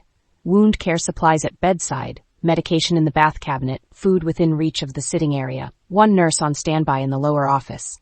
I stared at her. One what? Standby nurse. No, Alessandro answered at the same time. Yes. I turned on him so fast I immediately regretted it when pain tugged low at my side. Absolutely not. His gaze dropped at once to the slight shift in my posture. The hand at my waist tightened. You're not arguing with me about this while standing. I'll argue lying down too. I'm counting on it. Mara wisely withdrew before I could start throwing decorative objects. Alessandro guided me toward the suite. I let him, mostly because the room had started to tilt a little at the edges and I did not want an audience for weakness. When we reached the doorway, I stopped. The East Suite looked familiar and not familiar at all. Same pale drapes, same marble bath, same city view, same expensive quiet. But now there was a low upholstered chair beside the bed that hadn't been there before. A stack of books on the side table, none chosen by me. Water already poured, pillows arranged with surgical precision, and on the dresser a small vase of white orchids. I turned slowly. Alessandro had the decency to look faintly irritated. You put flowers in here. They were already in the apartment. That is not an answer. His gaze moved to the orchids once, then back to my face. Mara moved them. I narrowed my eyes. You told Mara to move them. A beat. Then, yes. I laughed once, soft and incredulous. I got shot and came home to emotional interior decorating. His jaw flexed. Don't get sentimental. Too late. A little too late. Maybe. Because something in my chest had already shifted at the sight of those ridiculous, elegant flowers on the dresser. Not because they were sweet. Alessandro was not sweet. He would rather choke on glass. But because he had noticed what made a room look less like recovery and more like return. He had noticed, and that was worse than tenderness. That was attention. He helped me sit on the bed, hands careful even while his face remained arranged in its usual cold precision. The contradiction would have been absurd on any lesser man. On him, it was devastating. Rest, he said. I looked around the room again. This doesn't feel like rest. It isn't. My eyes returned to his. Good, he said quietly, because this is not over. And there it was, the war, sliding back under the door. The room softened around recovery, but danger never left it. I should have expected that. This family didn't believe in isolating love from bloodshed. They simply made space for both and dared you to survive the overlap. The women came to find me an hour later. Violet did not knock. Naturally. She swept into the suite carrying a tray of pastries, as though visiting the recovering wife of a Mafia prince was simply another category of late afternoon habit. Haley followed with tea and the sort of composed warmth I had begun to associate with women who know men like ours are not to be fixed, only navigated brilliantly. We brought sugar, Violet announced, and perspective.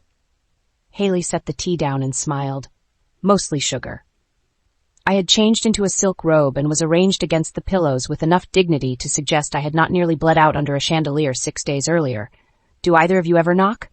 No, Violet said, because then men answer the door and ruin the energy. I laughed before pain reminded me not to. That remains one of my least favorite things my body does now. Haley sat in the chair by the window, folding one leg beneath her. How are you really? I considered lying, then looked at them. Violet all sharp loyalty and chaos, Haley calm, observant, impossible to fool, and decided I was too tired. Everything hurts, I said. I'm furious half the time. The other half I'm too aware of how close it was, which makes me more furious. Violet nodded like this was a reasonable weather report. Good, I blinked. Good? Yes. She popped a sugared berry into her mouth. You're alive. Rage is a luxury. Use it. Haley's mouth curved softly. What she means is, don't confuse shock for weakness. They're not the same. I looked down at my hands, at the ring, at the quiet room dressed for recovery and siege in equal measure. I don't feel weak. Violet smiled. No one here thinks you are. Haley's gaze sharpened just enough to matter. That includes Alessandro. The silence that followed was too aware, too exact. I reached for tea to buy myself a second. Violet, because she was demonic, leaned forward. He is gone, by the way. Tea nearly went down the wrong way. Excuse me?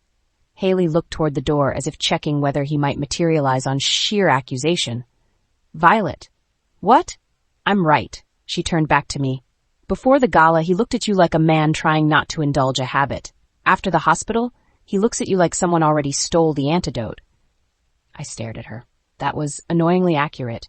Haley lifted one shoulder. He was never subtle, just disciplined. I laughed weakly. That might be the most terrifying sentence anyone has ever said to me. Violet grinned, and yet not incorrect. The warmth of them made the room feel less like a cage and more like something else. A nest, perhaps. No, too soft a word. A circle. That was it. Not safety exactly. These women did not belong to safe men, and none of us were foolish enough to demand harmlessness from devotion. But they belonged to the inner architecture now. The part of the house where wives were no longer ornamental to strategy, but folded into it. I was one of them. God help me, I was one of them, and I liked that far more than I should have. The men joined us later near evening. Matteo came first because of course he did, carrying a folder and a grin sharp enough to open envelopes. Salvatore followed more quietly. Already on a call, he ended the second he saw I was tired. Alessandro entered last and instantly shifted the shape of the entire room just by being in it. The women noticed. Of course they did. Violet caught my eye and nearly smiled herself sick. I ignored her with all the dignity of a woman being silently claimed from across a room. Matteo dropped into the chair Haley had vacated earlier and looked around at all of us in one room. Well, this is terrible. Why? Violet asked. Because now everything is officially family business. Alessandro remained standing near the fireplace, one hand in his pocket, gaze on the folder Matteo had set down. It already was. Salvatore stepped beside him. We confirmed movement through Brooklyn and the port lines. Two of the factions are pulling back publicly while reinforcing privately. The third is still using intermediaries, but not for much longer. I watched them shift without warning from husbands and brothers into commanders. It should have alienated me. Instead, it felt strangely clarifying. No performance now. No keeping me pretty and apart from the mechanics. I was in the room, so the truth stayed in the room too. Matteo opened the folder on my bedside table. Your father met with Giordano Vescari and one Moretti shipping intermediary inside 10 days. I went still. 3, I said. Yes, Salvatore answered, just like the outline of the attack had suggested. My father hadn't only tried to wound Alessandro personally, he had aligned himself with 3 enemy factions to do it. Pressure from all sides. Make it look opportunistic. Turn a shot at a gala into the opening note of a broader war. I should not have been surprised. I was anyway, not by my father's ruthlessness, by the fact that some small part of me had once still hoped blood might limit him. Stupid. Stupid girl. Alessandro noticed the exact second the thought hit. He crossed to the bed at once, not fast, never fast, but immediately. His hand came to rest at the back of my neck, fingers threading lightly into my hair in a gesture no one in the room could mistake for anything but possession and quiet support both. Violet, watching, made a tiny satisfied sound and looked away before I could kill her. Tell me, I said, forcing my voice steady. Matteo's gaze flicked once to Alessandro's hand in my hair, then back to the file. We are telling you. No condescension, no softening. Good. So they did. They laid out movements, alliances, shipping routes, meeting patterns, shell fronts, and retaliatory options with the clean precision of men who had accepted this war now belonged to all of us. Haley and Violet listened too. Neither woman flinched from the details. Interesting that. No, not interesting. Right. This was what being a wife here meant. Not ignorance. Inclusion. Warmth where possible. Steel where necessary.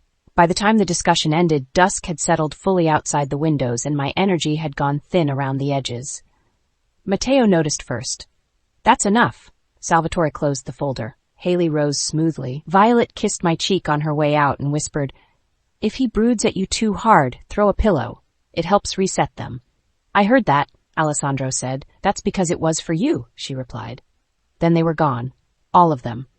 The room quieted, and suddenly it was just the two of us again. My husband stayed where he was for one long moment, looking at the closed door. Then at me. I looked back from the bed, pale robe, tired eyes, scar hidden under silk and gauze, ring flashing once when I shifted. He came toward me. Of course he did. The man was incapable now of standing still too long when I was tired or hurting or simply there. I hated how much I loved that.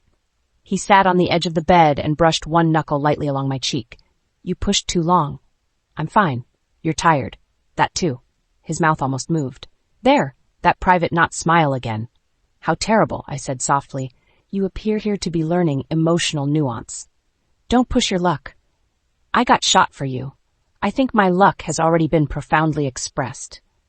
That did it. A visible crack this time. Not laughter. Never quite. But the edge of him softened in a way that would have terrified half Manhattan if anyone else had been allowed to see it. His fingers slid into my hair at the base of my skull. Everyone in this room sees what you are to me now, he said quietly. The words stole the air from my lungs. I held still. Because this was not quite a confession, but it was near enough to be dangerous. And what is that? I asked. His gaze dropped once to my mouth, rose again, mine. The answer was pure Alessandro. No softness, no apology, no embarrassment at all, the feeling hidden inside that one brutal word. Mine. And somehow, impossibly, it felt less like imprisonment now, and more like a place I had already chosen to stand. I touched his wrist lightly. That sounds very possessive. It is, I noticed. His thumb traced once along my jaw. You're no longer outside this family, he said. Not to them, not to me. Understand that before you start testing walls again? I smiled faintly. That sounds very much like permission to keep being difficult. His eyes darkened. It isn't. Shame. He leaned down, pressed his mouth to my forehead, and stayed there one extra second longer than necessary. By the time he drew back, my pulse had already changed. Not from fear, not even from heat, though that was there too. From the simple, devastating certainty that this was real now in a way it hadn't been before. Family had closed in. The war had widened, and I was no longer the outsider who blackmailed her way into Alessandro Viscaro's life. I was his wife in full view of his brothers, claimed in front of their women, folded into the architecture of blood and loyalty and danger. Visible. Chosen. And if the dark, possessive look he gave me before telling me to rest was any indication, there was no corner of this city or this war where he still intended to let anyone forget it. Chapter 11. By the time the war broke open properly, it no longer felt like a thing happening around me. It was inside the walls now, inside the calls that stopped when I entered, inside the extra guards rotated through the tower at hours. Polite people should have been asleep. Inside the way Matteo began showing up with bloodless smiles and saying things like handled and contained and movement on the Jersey line as if entire men and their loyalties were weather systems. Inside Salvatore's silences, which had grown colder and somehow quieter still. Inside Alessandro most of all. He had always been dangerous. That wasn't new. What was new was the absence of any pretense that his danger could still be organized cleanly away from me. Before the gala, he had controlled proximity. After the hospital, he had guarded it. Now, with the city splitting itself into factions and my father's name moving through whispered rooms like poison under a door, Alessandro had become something worse. Focused. Not loud, not reckless, not visibly fraying, just sharpened to a final edge. The kind of man who had already decided how a war ended and was now merely walking the city toward the moment everyone else realized it too. I saw very little of him for 2 days. Not because he vanished. Because the apartment became command. He used the downstairs office, the study, the secured conference room I still wasn't supposed to know existed. And once, at 3 a.m, the terrace in the rain with Salvatore and 2 men I'd never seen before who looked like they'd been raised on favors and violence. I listened from the bedroom doorway while pretending to drink tea. Fragments only. Queens. Brooklyn route. Giordano fallback, Moretti intermediary, Viscari leverage, dock access. And once, much quieter, my father's name. After that, no one spoke for nearly a full minute. That silence told me more than any briefing could have. They had him, or close enough to feel the shape of it. I should have been relieved. Instead, something strange and ugly moved under my ribs. Not grief, not loyalty. A kind of old damage rising because some part of the body remembers the existence of its maker even after the soul has turned against him. My father had spent years teaching me fear in elegant rooms. He had shaped my reflexes, my rebellions, my worst instincts, even my appetite for dangerous men who knew how to say no like a threat. Now those same instincts sat in Alessandro's home and listened to the machinery of my father's fall being assembled in low voices over imported whiskey. I hated the weakness of feeling anything about it at all. On the third night it ended. Not with a dramatic call in the middle of dinner. Not with sirens. Not even with visible celebration. War, I was learning, only looked cinematic from the outside. From within these families, the most important endings came quietly. A door shut, a call was answered, a glass was set down, a man's face changed. I was in the library, half reading and mostly failing to stop thinking, when Alessandro walked in. No jacket, black shirt, sleeves rolled. A line of exhaustion at the edge of his mouth that would have looked like cruelty on anyone gentler. He stopped when he saw me. I looked up from the book. That usually means something? He closed the door behind him. The click was soft, decisive. A sound I had come to associate with moments that were about to become too private to survive interruption. My pulse shifted. He crossed the room and stood by the fireplace, one hand braced on the mantel as though the architecture needed the warning more than I did. "It's done," he said. The room went still around the words. I stared at him. Not because I didn't understand, because I did, far too quickly. Which part? His eyes held mine. All of it. There was no triumph in the answer, no satisfaction, just completion. The war, then, the factions, and beneath it the one truth neither of us had named directly because it sat too close to blood, my father. I set the book down carefully on the arm of the chair. The movement felt strangely formal, like the beginning of a funeral or a verdict. How? A pause. Giordano folded first. Viscaro tried to run. Moretti's line was cut off by Dawn. His voice stayed level, almost unbearably so. Your father lost the room after that. Lost the room. Such a clean way to describe the collapse of a man who had built his life out of making sure rooms never turned against him. I swallowed. Is he? Yes. The answer came before I finished. Not brutal. Not softened. Final. I looked at the fire. Orange light moved behind the grate in elegant, pointless little destructions. For one suspended second I felt 12 years old again, standing in a doorway in one of my father's homes, listening to him decide someone else's future over brandy, thinking that power must always sound calm if it was real. Now here I was, grown and married and scarred, hearing the same calm from the man I had chosen instead. My throat tightened, humiliatingly. I stared harder at the fire like that might dry it out. Alessandro said nothing. That was worse. That meant he was watching, seeing. I stood because sitting suddenly felt too much like being handled by the moment. I didn't ask you to save him. I know. I laughed once. Small.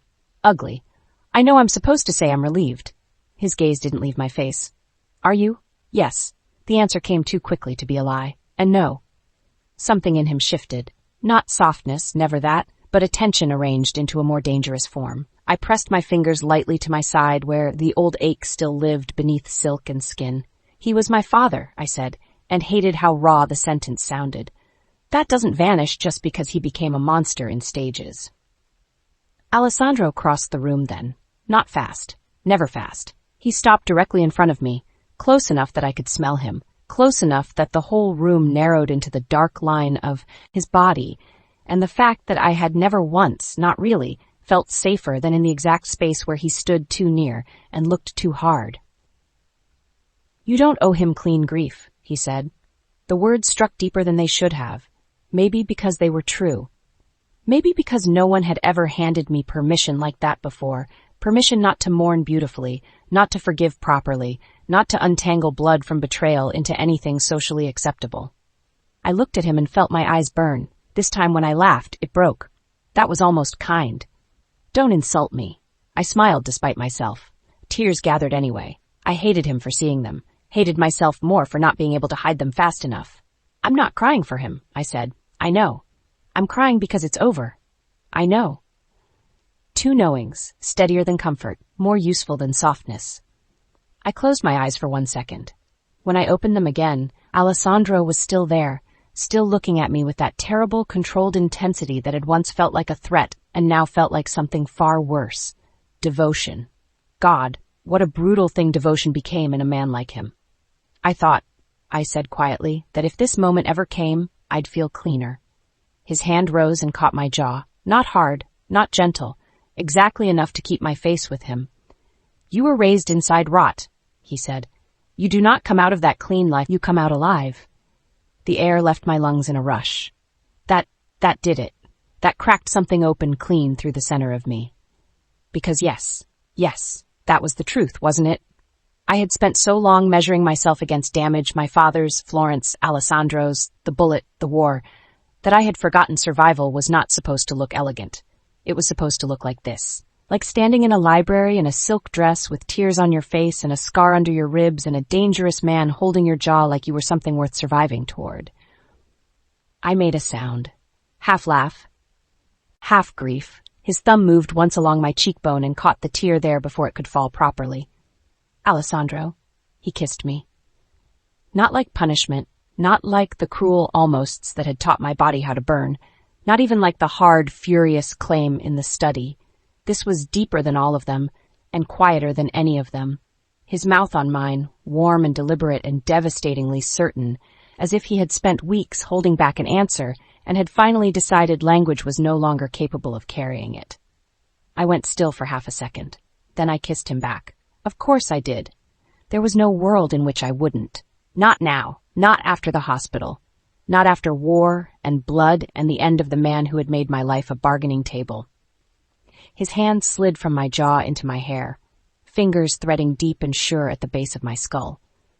The other came to my waist, spanning it with that familiar, hot, possessive hold that always made my pulse lose its dignity. The kiss deepened.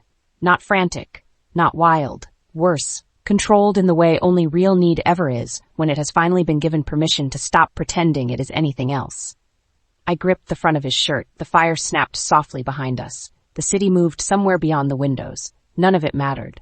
Only this. Only him. Only the terrible beauty of being kissed by a man who had once wanted to destroy what he now held like the center of a war he had already decided to win. When he broke the kiss, it was only to rest his forehead against mine.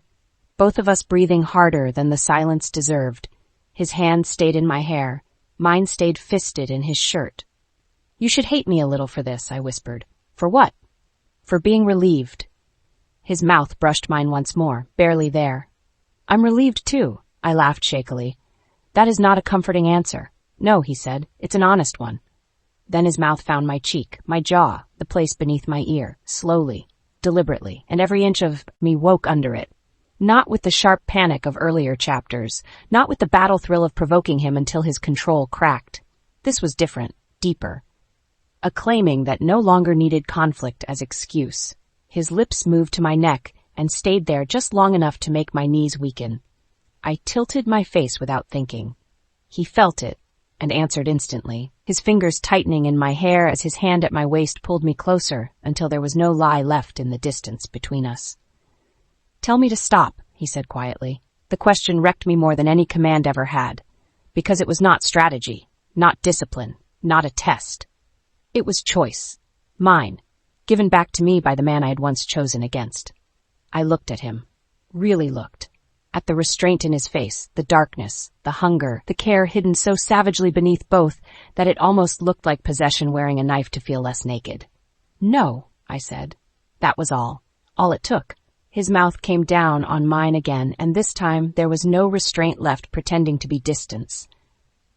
He kissed me until the room blurred around the edges, until the grief in me softened into heat, and the heat into something even more dangerous. A need not to escape what he made me feel, but to stay inside it, and let it finish whatever it had started. His hands moved with maddening certainty, one still in my hair, controlling the angle of my face, the other at my waist, then my back, drawing me fully into him. Every touch intense, possessive, exact. No wasted motion, no excess. Just the full devastating force of Alessandro choosing not to stop. I breathed his name against his mouth. He answered by kissing me harder. Not cruelly, not gently. Like he had spent too long being denied the right to react honestly to me and now intended to make honesty everyone's problem. My hands slid to his shoulders, his neck, the hard line of him. He felt impossible, solid, alive. Real, in a way the fire and the war and the ending of my father suddenly did not. He walked me backward without breaking the kiss, one step, then another.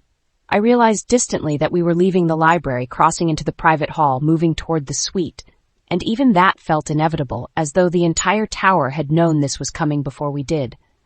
He paused only once, at the threshold of the bedroom, to look at me. My hair a mess around his hand, my mouth swollen from his, my breathing uneven. My eyes, I knew, too bright with too much feeling and not enough defenses left to organize it prettily. He looked wrecked by the sight. Good. Mine. I touched his face. Just once. His jaw. The line of it hard under my fingertips. "I'm still angry with you sometimes," I whispered. A dangerous, almost smile touched his mouth. "I would worry if you weren't. I'm serious. So am I." That, somehow, undid the last of me. I kissed him first then, because I could, because I wanted to, because after everything, I needed him to know I was still choosing. His hands answered immediately, one at my waist, one at the back of my neck, drawing me in until there was nothing between us but breath and heat and the terrible, beautiful certainty that no part of this was punishment anymore. This was not denial, not conflict, not the edge of something. This was the thing itself, full emotional claiming. The kisses grew slower, deeper, more devastating because neither of us was trying to win now. He touched me, like a man learning the shape of relief and not trusting it yet. I touched him back like a woman who had survived the war between blood and desire and found, impossibly, that the man on out of it was the only home left that didn't feel like performance. He guided me down carefully. Always that impossible care now when it mattered most. No speeches. Very little talking. Only breath and hands and the full physical truth of us. His mouth at my cheek, my jaw, my neck, his hand spanning my waist, fingers in my hair, my hands in his shirt, his shoulders, his neck, the line of my body arching into his because there was no point pretending caution now. Not after this many chapters of almost and denial and blood and survival. He kissed the scar near my side once through fabric and reverence both. That nearly broke me. I caught in a breath, his eyes lifted to mine. Dark, unbearably so. Not asking for forgiveness, not asking for permission anymore. Only telling me silently and completely that he knew exactly what it meant to touch the place where I had taken a bullet for him, and that he would spend the rest of his life being dangerous about the gratitude. No stopping, no halfway, no retreat into rules, only intensity and possession and care woven so tightly together they became indistinguishable. When the last of the grief finally burned through me and left only heat and breath, and the brutal comfort of him, I buried my face against his shoulder and held on as if the world outside the suite no longer deserved to exist. Maybe it didn't. Maybe for 1 hour it belonged to other people. War could wait. The dead could wait. My father could rot in whatever silence followed him. This was ours. When it was over, Alessandro drew me against him at once, not after a delay, not with distance. At once, my head on his chest, his hand in my hair, the other rubbing slowly, steadily over my back. There it was again. Aftercare. Mandatory. Deep this time. So deep it felt like a second confession. "Breathe," he murmured into my hair. I did. His chest rose under my cheek. His hand kept moving through my hair, through the length of it, then back to the roots in slow, deliberate strokes that made my whole body unclench by degrees I hadn't realized it was holding. I lay there quiet for a long time, listening to his heartbeat, feeling the weight of his arm around me. The war outside the walls had ended, at least this part of it. The war between us had ended too, though not cleanly, and not in any way polite society would know how to name. Punishment had turned into obsession, obsession into devotion. And now devotion sat around me like his arm and his chest and the roughness in his voice every time he told me to breathe, as if breathing itself had become a shared jurisdiction. At last I said, very quietly, "I'm not going to ask you to save him in memory." His hand stilled once at my back, then resumed. "I know. I don't want that. I know." I tilted my head enough to look up at him. He looked down at me. No armor now, or not enough of it. The sight made something soft and fierce move under my ribs. "I don't belong to him anymore," I said. The room went silent around the sentence. His gaze held mine. Then he bent and kissed my forehead once, slow and certain. "No," he said. "You don't." "Mine," the gesture said. "Mine," his body had said all evening. Mine, his devotion had been saying since the hospital. But this answer was different. Not only possession. release, a severing, a truth. I closed my eyes and settled back against his chest, feeling his hand slide into my hair again, his other arm tightening slightly around me like instinct had finally stopped apologizing for itself. The war was over. My father was gone. And in the aftermath, there were no more walls left between Alessandro and me that were built out of someone else's voice. Only his. Only mine. Only the dark, elegant ruin of love when it finally admits it has won. Chapter 12. 3 months later, the house in Westchester smelled like cedar smoke, rosemary, and money, old enough to have stopped introducing itself. It belonged to the Viscaros in the way things belong to families like this, not through sentimentality or charming stories about summer memories, but because some ancestor with excellent aim and bad morals had once decided he wanted land and then kept it. The estate sat behind iron gates and winter-bare trees, all stone terraces and dark windows glowing gold against the deepening dusk. Inside, it was warm, full, alive in the particular way homes become alive when everyone in them has survived something ugly and arrived carrying the proof.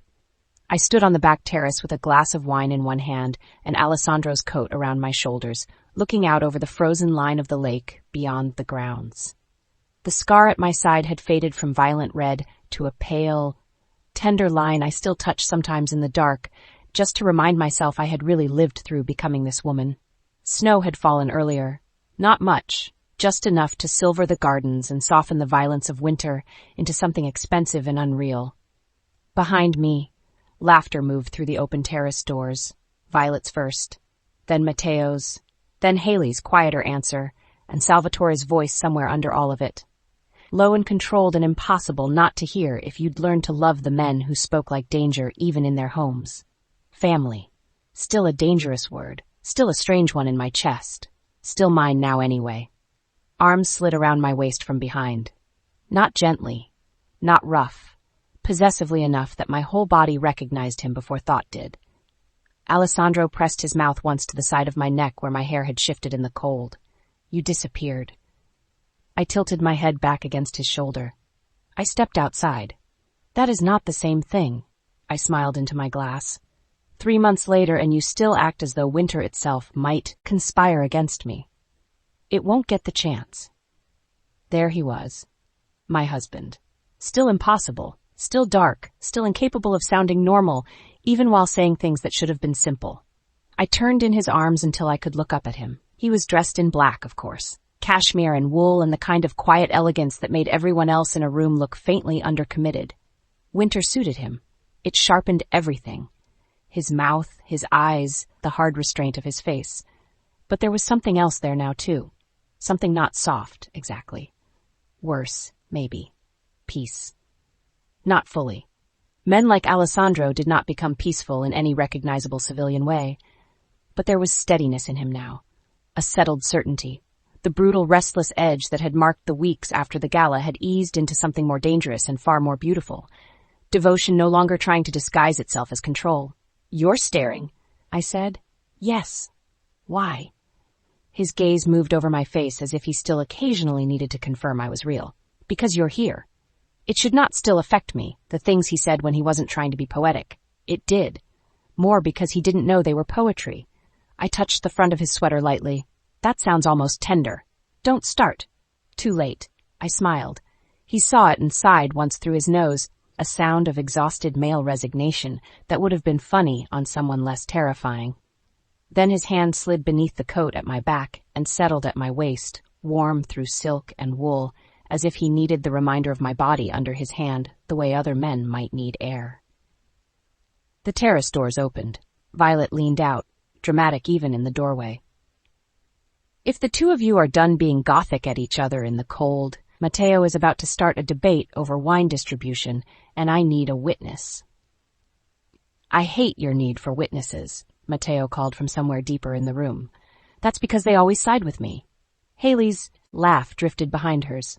Alessandro's hand tightened once at my waist. We're coming. Violet looked between us, smiled like a menace, and vanished again. I looked up at Alessandro. Your family is exhausting. Our family. The correction was simple, quiet, final. It hit me harder than it should have. Not because I doubted it anymore, because some part of me still hadn't stopped being startled each time I heard belonging spoken out loud. He saw the flicker in my face. Of course he did. His hand came up and brushed one knuckle lightly along my jaw. No one else in the world would have called the gesture soft. I knew better. It was his version of reverence. You're thinking too much. I'm married to a man who fortified an entire floor after I got shot. A reasonable response. I'm also spending winter weekend dinners with 2 other mafia wives and 3 men who treat bloodshed like a scheduling inconvenience. Still reasonable. I laughed. He kissed my forehead once. The familiar grounding of it nearly undid me even now. Come inside, piccola peste. Little trouble. The name had changed with time. Early on it had sounded like accusation wrapped around desire. Now it sounded like history, like a private language built out of everything we had survived badly and chosen anyway. Inside, the warmth hit at once. Firelight moved over dark wood, stone, and the gleam of crystal.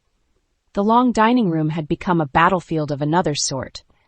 Violet arguing over place cards she herself had rearranged.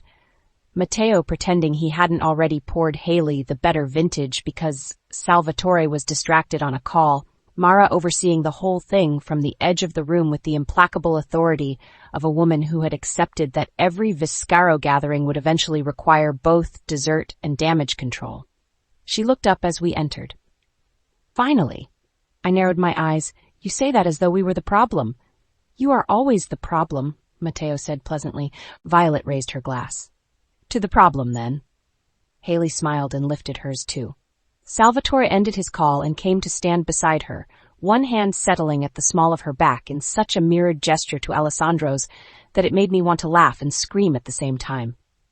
To surviving it, he said, glasses lifted, even Alessandro's. I took mine and looked around the room, at Violet in dark green velvet, alive with trouble and sharp loyalty, at Matteo beside her, all dangerous charm and irreverence until he looked at her and forgot to hide half of himself. At Haley, cool and observant, and stronger than her calm ever first suggested. At Salvatore, winter contained in a man, somehow gentled only by the woman at his side.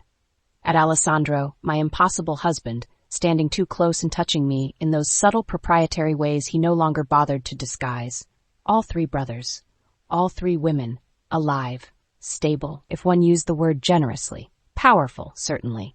This was the locked end the story had demanded. But standing in it felt stranger than I'd imagined. Not cheesy, not neat. Nothing in lives like ours ever resolved into anything that simple. It felt earned. That was better. Much better. We sat. Dinner unfolded in courses, wine, dry comments, and the kind of family warmth that only works when half the table could plausibly order a disappearance between soup and dessert. Violet announced she was redesigning one of Matteo's city rooms because it looks like grief married leather. Matteo replied that her taste in furniture suggested open hostility toward corners. Haley asked me, calmly, whether I had finally stopped trying to test locked doors just because Alessandro said not to. I said, no. Alessandro said, see? Salvatore, traitorously, almost smiled. We ate. We laughed. Somewhere between the main course and dessert, the edge inside me I had carried for so long, the old brace against betrayal, against not belonging, against the possibility that every good thing came with a knife already hidden in it, eased a fraction more. Not gone. Maybe never gone. But quieter. That was enough. After dinner we moved to the great room where the fire burned lower, and the windows reflected us back like a painting too expensive to trust. Violet and Matteo ended up on one side of the long sofa, arguing over music with the affectionate venom of people who had long ago accepted that conflict was simply one of their love languages.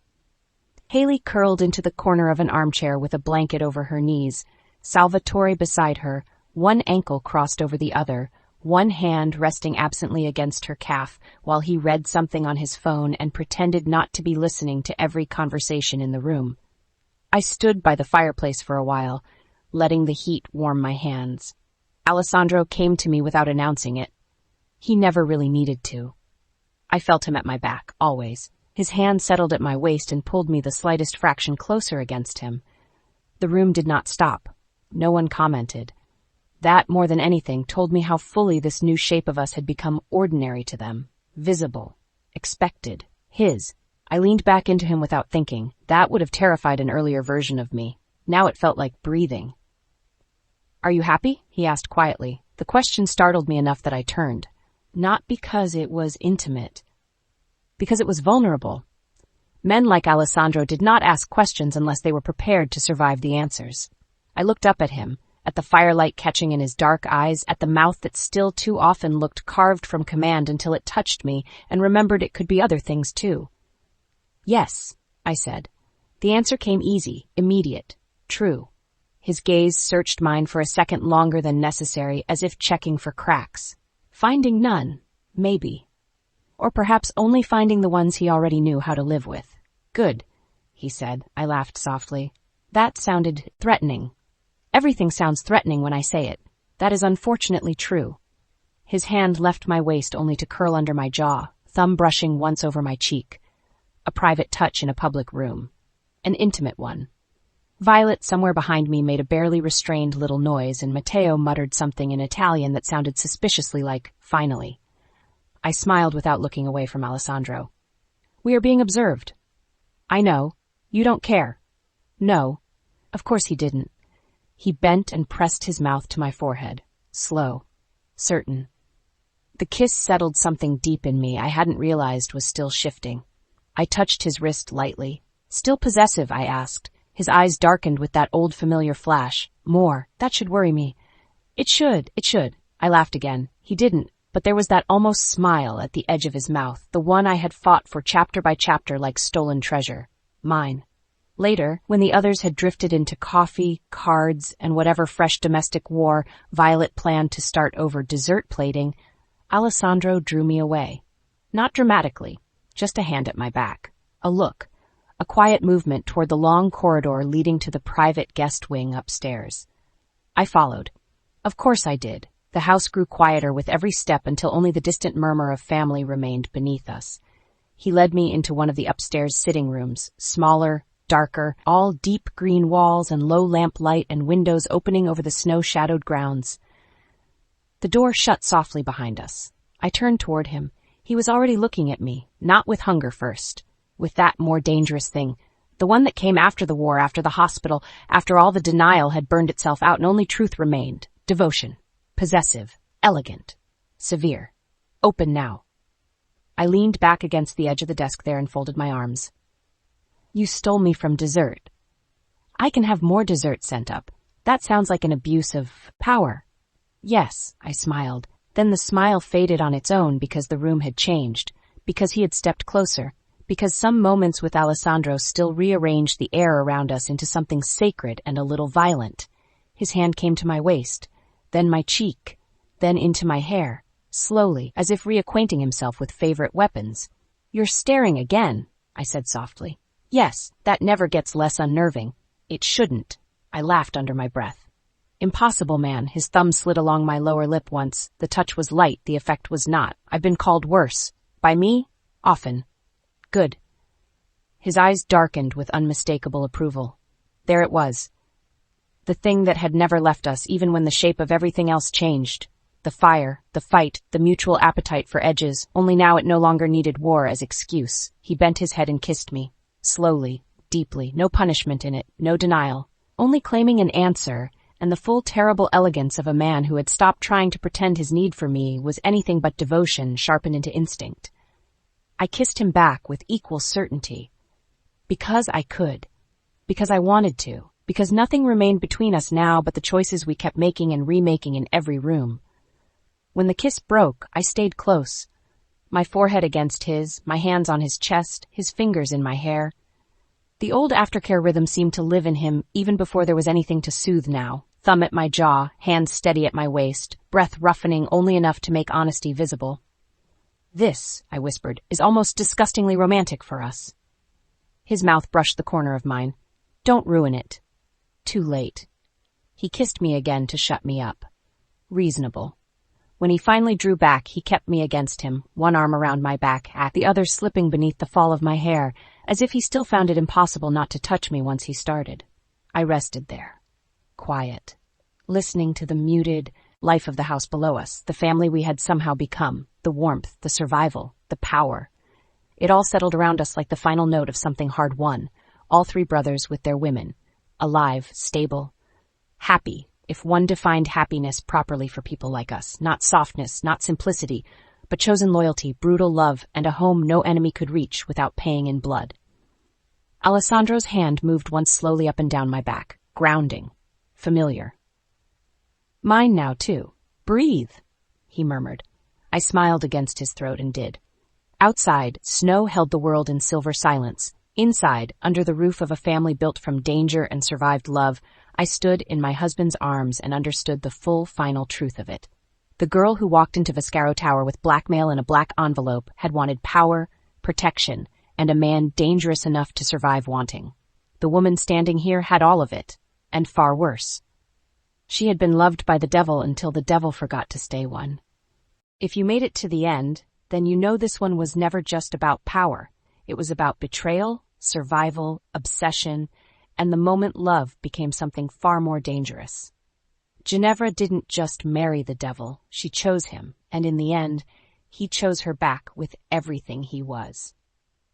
If you loved Alessandro and Ginevra, make sure you like this video, subscribe, and leave me a comment telling me your favorite scene or the exact moment you knew he was completely gone for her. And if you want more dark, addictive mafia romance like this, stay with Bayless Dambra audiobooks, because there is always another dangerous man, another scandal, and another love story waiting.